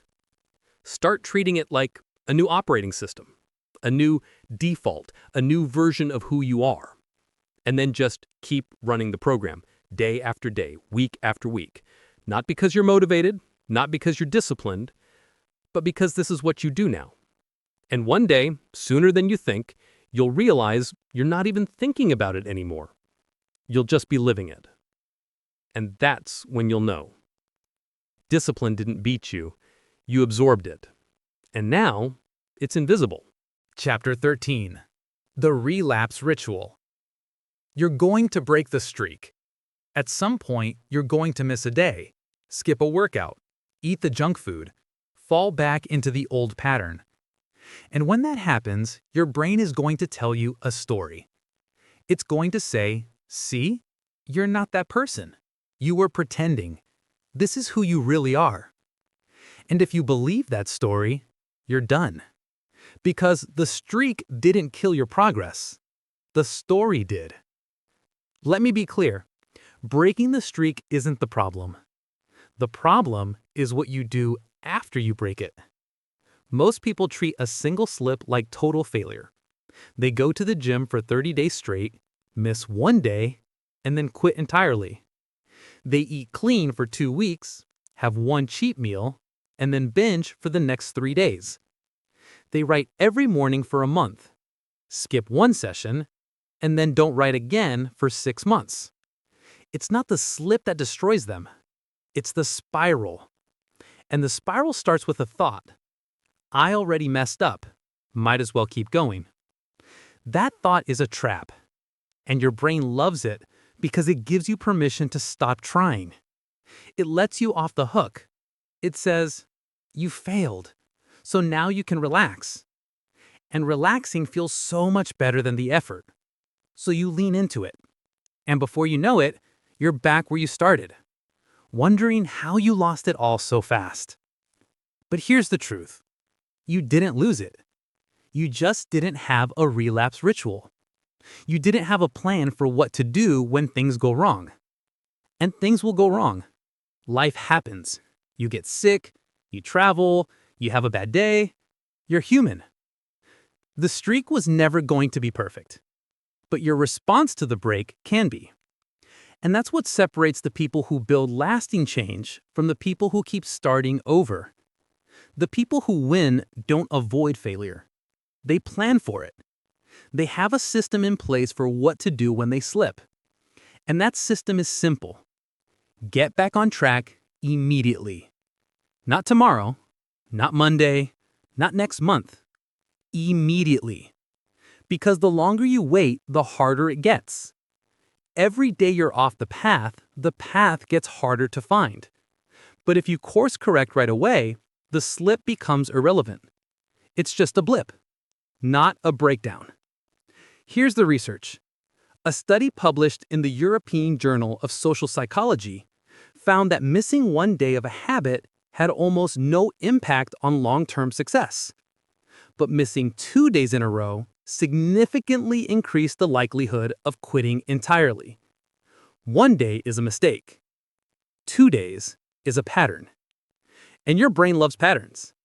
So if you miss 1 day and then show up the next, your brain says, okay, that was an anomaly. We're still on track. But if you miss 2, your brain says, oh, I see. We're not doing this anymore. And it starts dismantling the habit. So your job is to never let it get to 2. You slip once? Fine. You get back on track the very next opportunity. No guilt, no shame, no story about how you failed. Just action. This is what I call the relapse ritual. It's a pre-planned response to failure, and it works like this. First, you acknowledge the slip without judgment. You don't beat yourself up. You don't spiral into shame. You just notice it. I missed my workout today. Okay. I ate the junk food. Okay. I didn't write. Okay. No drama, no emotion, just data. Second, you identify the cause. Not so you can make excuses, but so you can learn. Why did I skip the workout? I didn't sleep well. I didn't lay out my clothes. I didn't have a backup plan for a busy morning. Why did I eat the junk food? It was in the house. I was stressed. I didn't have a healthier option ready. Why didn't I write?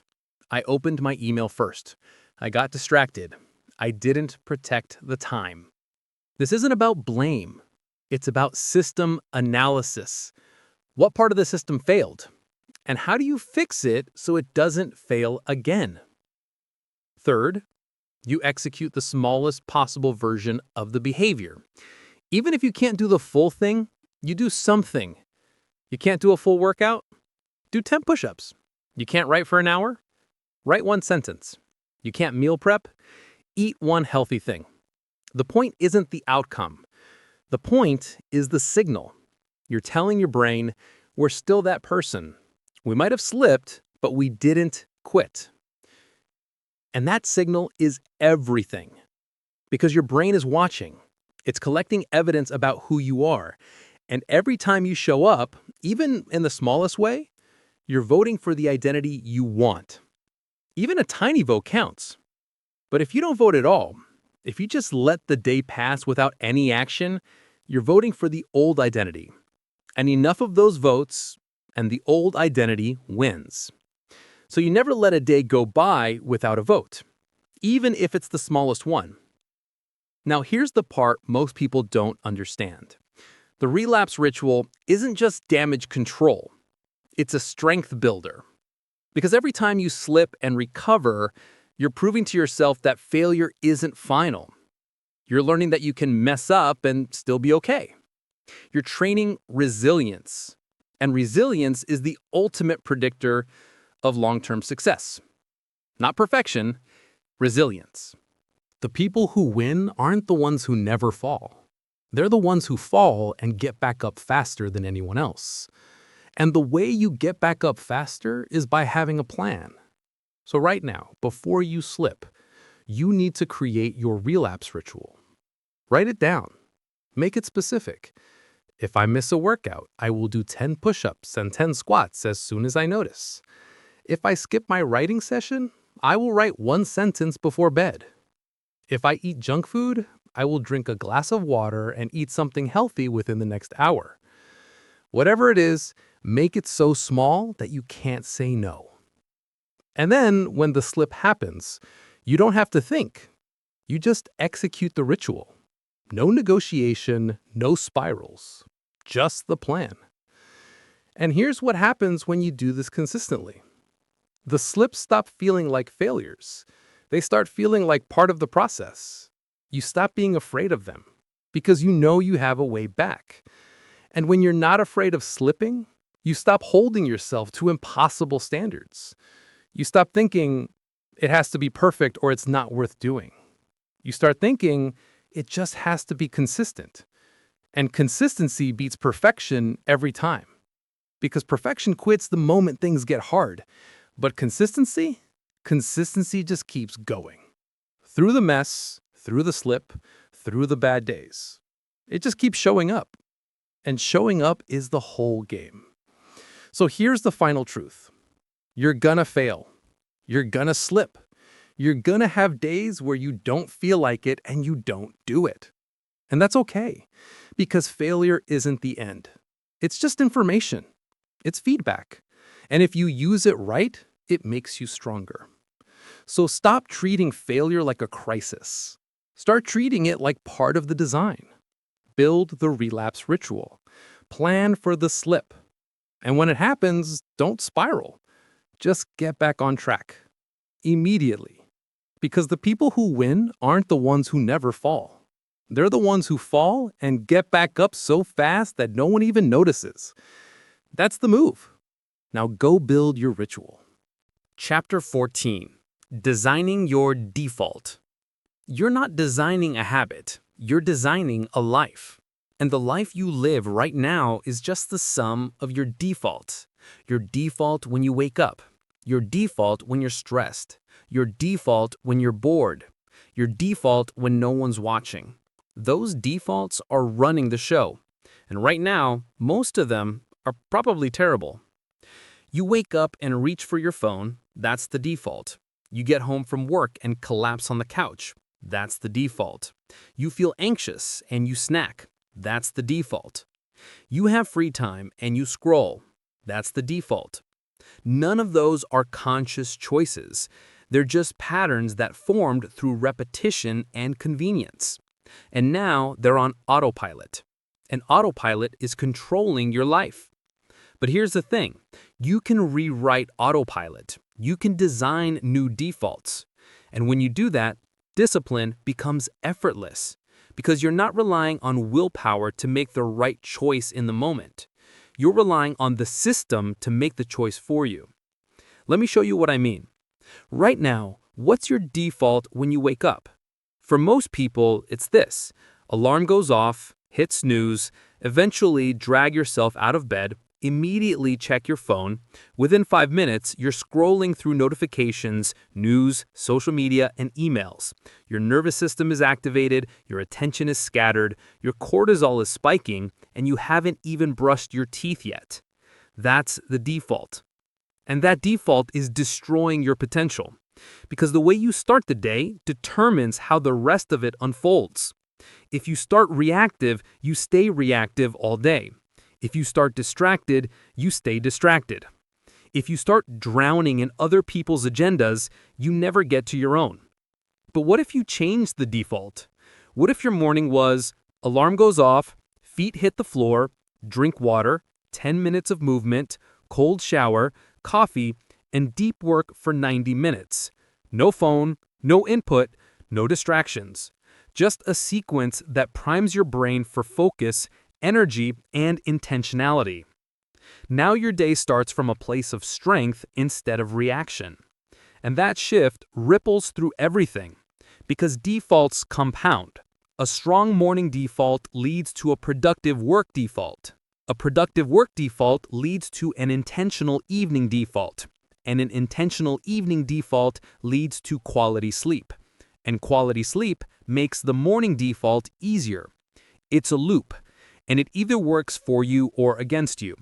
Right now, it's probably working against you, but you can flip it. You just need to design the defaults. Let me break this down into the 3 defaults that matter most: your morning default, your work default, and your evening default. Get those 3 right, and the rest takes care of itself. Let's start with the morning. Your morning default should be non-negotiable, not flexible, not when you feel like it, non-negotiable. Because if you leave the morning to chance, chaos wins. You'll wake up and immediately start reacting to whatever feels most urgent. And urgency is not the same as importance. So you need to lock in the sequence. Write it down. Make it specific. I wake up at 6 a.m. I do not touch my phone. I drink 16 ounces of water, I do 10 minutes of movement, stretching, push-ups, whatever gets my blood moving. I take a cold shower, I make coffee, I sit down and do deep work until 8 a.m. That's the default. And you follow it every single day. Not most days, not when you feel like it, every day. Because the goal isn't perfection. The goal is to make the morning so automatic that you don't think about it. You just execute. And when you do that, you reclaim the most valuable hours of your day. The hours when your brain is fresh, your willpower is full, your focus is sharp. Those hours are gold. And most people waste them scrolling.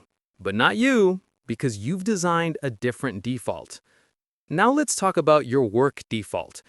Right now, when you sit down to work, what's the first thing you do? Let me guess. Open your email, check Slack, scroll Twitter, skim the news. You tell yourself you're getting up to speed or seeing what's urgent, but what you're actually doing is handing your attention to everyone else. You're letting other people's priorities dictate your day. And by the time you've cleared the noise, your best cognitive hours are gone. You're already tired. And the deep work, the work that actually matters, gets pushed to later. Which means it never happens. Because later, you're drained. So you need to flip the default. When you sit down to work, the first thing you do is deep work. Not email, not meetings, not busy work. Deep work. The one thing that moves the needle. The thing that if you did it every day would transform your career, your business, your life. That thing goes first, before anything else. And you protect it like your life depends on it, because it does. Here's the system. You block 90 minutes at the start of your workday. No notifications, no interruptions, no meetings. Just you and the work. And you don't touch email, Slack, or anything else until the 90 minutes are done. That's the default. And when you follow it, you will accomplish more in 90 minutes than most people do in a week. Because you're working when your brain is at its peak, not when it's fried. Finally, let's talk about your evening default. This is where most people completely fall apart. They crush the morning, they execute at work, they show up all day. And then, at night, they collapse. They scroll for 2 hours, they binge watch Netflix, they snack mindlessly, they stay up too late. And they wake up the next day feeling like garbage. Because they didn't have an evening default. So the evening became whatever required the least effort. And the least effort option is always the least valuable option. But what if you had an evening wind-down ritual? What if every night at 9 p.m. you followed the same sequence? No screens, read for 20 minutes, journal for 5, prep your clothes and space for tomorrow, lights out by 10. Now your evening isn't chaos, it's structure. And structure creates rest because your brain knows what's coming. It's not overstimulated, it's not wired, it's not fighting to stay awake while you scroll. It's just following the sequence. And that sequence signals it's time to wind down. So you actually sleep. And when you sleep well, you wake up ready. And when you wake up ready, the morning default is easier. And the loop continues. That's the system. 3 defaults: morning, work, evening. Lock those in and your entire life changes. Not because you're doing more, because you're deciding less. And when you're deciding less, you're executing more. And execution is where everything happens. So here's your move. Right now, design your 3 defaults. Write them down. Be specific. What time do you wake up? What's the exact sequence? When does work start? What's the first thing you do? When does the evening wind down begin? What's included? Lock it in. And then for the next 30 days, follow it. Not perfectly, you're human, but consistently. And watch what happens. Your life will start to feel different. Not because you became more disciplined, because you became better designed. And design beats discipline every single time. So stop leaving your life to chance. Start engineering your defaults. Because your defaults are your destiny. And you get to choose them. Right now. Chapter 15. The version of you that doesn't need this book. There's a version of you that already exists. You can't see them yet, but they're there. They wake up without an alarm because their body knows when it's time to rise. They move without negotiation because movement is just what they do. They work without distraction because focus is their default state. They eat well, sleep well, show up well. Not because they're trying, but because they've become. That version of you doesn't need discipline because discipline has dissolved into identity. And identity doesn't require effort. It just is. Right now, you're not that person yet, but you're building them. Every action you take, every choice you make, every time you show up when you don't feel like it, you're casting a vote. And those votes are adding up. You might not see it yet. You might still feel like you're struggling, like you're forcing it, like it's hard. And it is hard. For now. But it won't always be. Because the gap between who you are and who you're becoming is closing. Every single day, it's getting smaller. And one day, sooner than you think, you're going to wake up and realize there is no gap anymore. You've arrived. Not at perfection. Perfection doesn't exist. But at alignment. At a place where your actions match your intentions. Where your habits reflect your values. Where your life feels like yours. And that version of you, the one that doesn't need this book, they don't need it because they've internalized everything in it. They've learned that discipline isn't about force. It's about design. They've learned that motivation doesn't create action. Action creates motivation. They've learned that boredom is the gateway to focus, that friction is a design tool, that identity drives behavior, that systems beat willpower, that relapse is just part of the process, that defaults shape destiny. They've learned all of it, and now they're just living it. But here's the part you need to hear. That version of you isn't some distant future fantasy. They're not waiting for you 5 years from now. They're right here, just on the other side of consistency. And consistency is a choice you make today, and tomorrow, and the day after that. Not forever, just today. Because you don't need to be perfect for the rest of your life. You just need to show up today. And if you do that enough times, the future version of you becomes the current version of you. And when that happens, everything you've been working toward stops being work. It becomes life. Your life, the one you designed. So let me tell you what's going to happen. 6 months from now, you're going to wake up on a random Tuesday. Nothing special, just another day. And you're going to go through your morning routine without thinking about it. You'll drink your water, you'll move your body, you'll sit down to work. And at some point during the day, you'll pause. And you'll realize, I didn't have to force any of that. I didn't need motivation. I didn't need a pep talk. I didn't need to trick myself. I just did it. Because that's who I am now. And in that moment, you'll understand what this was all about. It wasn't about building discipline, it was about building you. The version of you that doesn't need external pressure.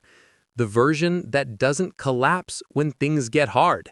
The version that shows up not because they have to, but because it's wired into who they are. And once you become that person, nothing can stop you. Not a bad day, not a setback, not a moment of doubt. Because you're not relying on circumstances anymore, you're relying on identity. And identity is permanent. Now, here's what you need to remember when it gets hard. Because it will get hard. There will be days when you don't feel like showing up. Days when the old you whispers, just this once, it won't matter. Days when you're tired, when you're overwhelmed, when you're questioning whether any of this is worth it. And in those moments, I need you to remember this. The person you're becoming is on the other side of that discomfort. They're not on the other side of quitting. They're not on the other side of just this once. They're on the other side of showing up anyway. So you don't ask yourself, do I feel like it? You ask yourself, what would the person I'm becoming do right now? And then you do that. Not because it's easy, because it's who you are. And every time you make that choice, you're not just completing a task, you're casting a vote for the identity you want, a vote for the life you're building, a vote for the version of you that doesn't need this book anymore. And when you accumulate enough votes, the election is over. You've won. Not against anyone else, against the old version of yourself. The one that waited for permission. The one that negotiated with discomfort. The one that needed external motivation to move. That version is gone now. And in its place is someone stronger, someone clearer, someone who doesn't need to be tricked into discipline. Because discipline is just what they do. So here's my final challenge to you. 30 days. Not 30 days of perfection, 30 days of showing up. Pick one behavior, just one. The one that matters most. The one that if you did it every single day for a month would change the trajectory of your life. And commit to it. Not because you feel like it, not because you're motivated, but because you've decided who you're going to be. And then, every single day, no matter what, you show up.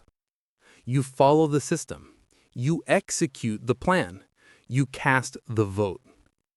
And on day 31, you look back, and you'll see it. The shift. Not in what you did, but in who you became. Because that's what this is really about. Not the habits, not the routines, not the systems. Those are just tools. This is about transformation. This is about becoming the kind of person who doesn't need to read another self-help book, who doesn't need another motivational video, who doesn't need another reminder to do the thing, because they're already doing it. Not because they have to, because it's who they are. And once you get there, once you become that person, you'll look back at this moment and barely recognize the person you used to be. The one who struggled, the one who doubted, the one who needed to be convinced. And you'll realize that person doesn't exist anymore. They've been replaced by someone who just shows up every single day, without fanfare, without drama, without negotiation. Just quiet, relentless consistency. And that's the most powerful version of you that exists. Not the loudest, not the flashiest, but the one who doesn't quit. The one who doesn't need permission. The one who built a life by showing up when no one was watching. That's the version of you that doesn't need this book. And that version, they're closer than you think. So stop waiting, stop hoping, stop wishing things were different, and start being the person who makes them different. One action at a time, one day at a time, one vote at a time, until the votes pile up so high that the old identity can't compete, until the new you is the only you, until discipline isn't something you do, it's just who you are. And when you get there, and you will get there, you won't remember what it felt like to struggle. You won't remember what it felt like to need motivation. You won't remember what it felt like to trick yourself into action, because you won't need tricks anymore. You'll just need to be yourself, and yourself will be enough, more than enough. So go, build that version, one day at a time, one action at a time, one identity shift at a time. And when you arrive, when you finally become the person you've been trying to be, don't stop. Don't celebrate and then collapse. Just keep going. Because that's what that version of you does. They don't stop when it gets easy. They keep going because it's who they are. And who they are is unstoppable. So become that right now. Not someday, today. Because the version of you that doesn't need this book, they're already here. You just need to step into them. And the only way to do that is to act like them right now. So put this down and go be that person. The one who shows up, the one who doesn't quit, the one who built a life worth living by refusing to negotiate with the old version of themselves. That's you. Not someday, now. Go. Closing. You're still here. Good. Because here's the truth. Everything you just heard means nothing if you don't act. You can understand every principle, you can nod along to every word, you can feel inspired, motivated, ready. But if you close this and go back to scrolling, nothing changes. Inspiration without action is just entertainment. And you didn't come here to be entertained. You came here to change. So here's what happens next. In the next 60 seconds, you're going to do one thing. Not tomorrow, not later today. Right now. One action that moves you toward the person you're becoming. It doesn't have to be big. In fact, it shouldn't be big. It should be so small that your brain can't argue with it. Put on your shoes. Open the document. Drink a glass of water. Do 10 push-ups. Send the text. Whatever it is, do it. Now. Because that single action is a vote. And that vote is the beginning of everything. It's the first brick in the foundation, the first step on the path, the first signal to your brain that something is different now. And your brain will notice. It'll say, we're actually doing this. And that signal is more powerful than any motivational speech because it's proof. Proof that you're not just thinking about change, you're creating it. So don't wait, don't plan, don't overthink. Just act. right now. One small thing. And then tomorrow, you do it again. And the day after that. And the day after that. Not because you have to, because you've decided who you are. And that person shows up every single day, no matter what. So go. Take the first action. And then keep going. Because the version of you that doesn't need this book, they're waiting on the other side of that action. And they're ready. Are you?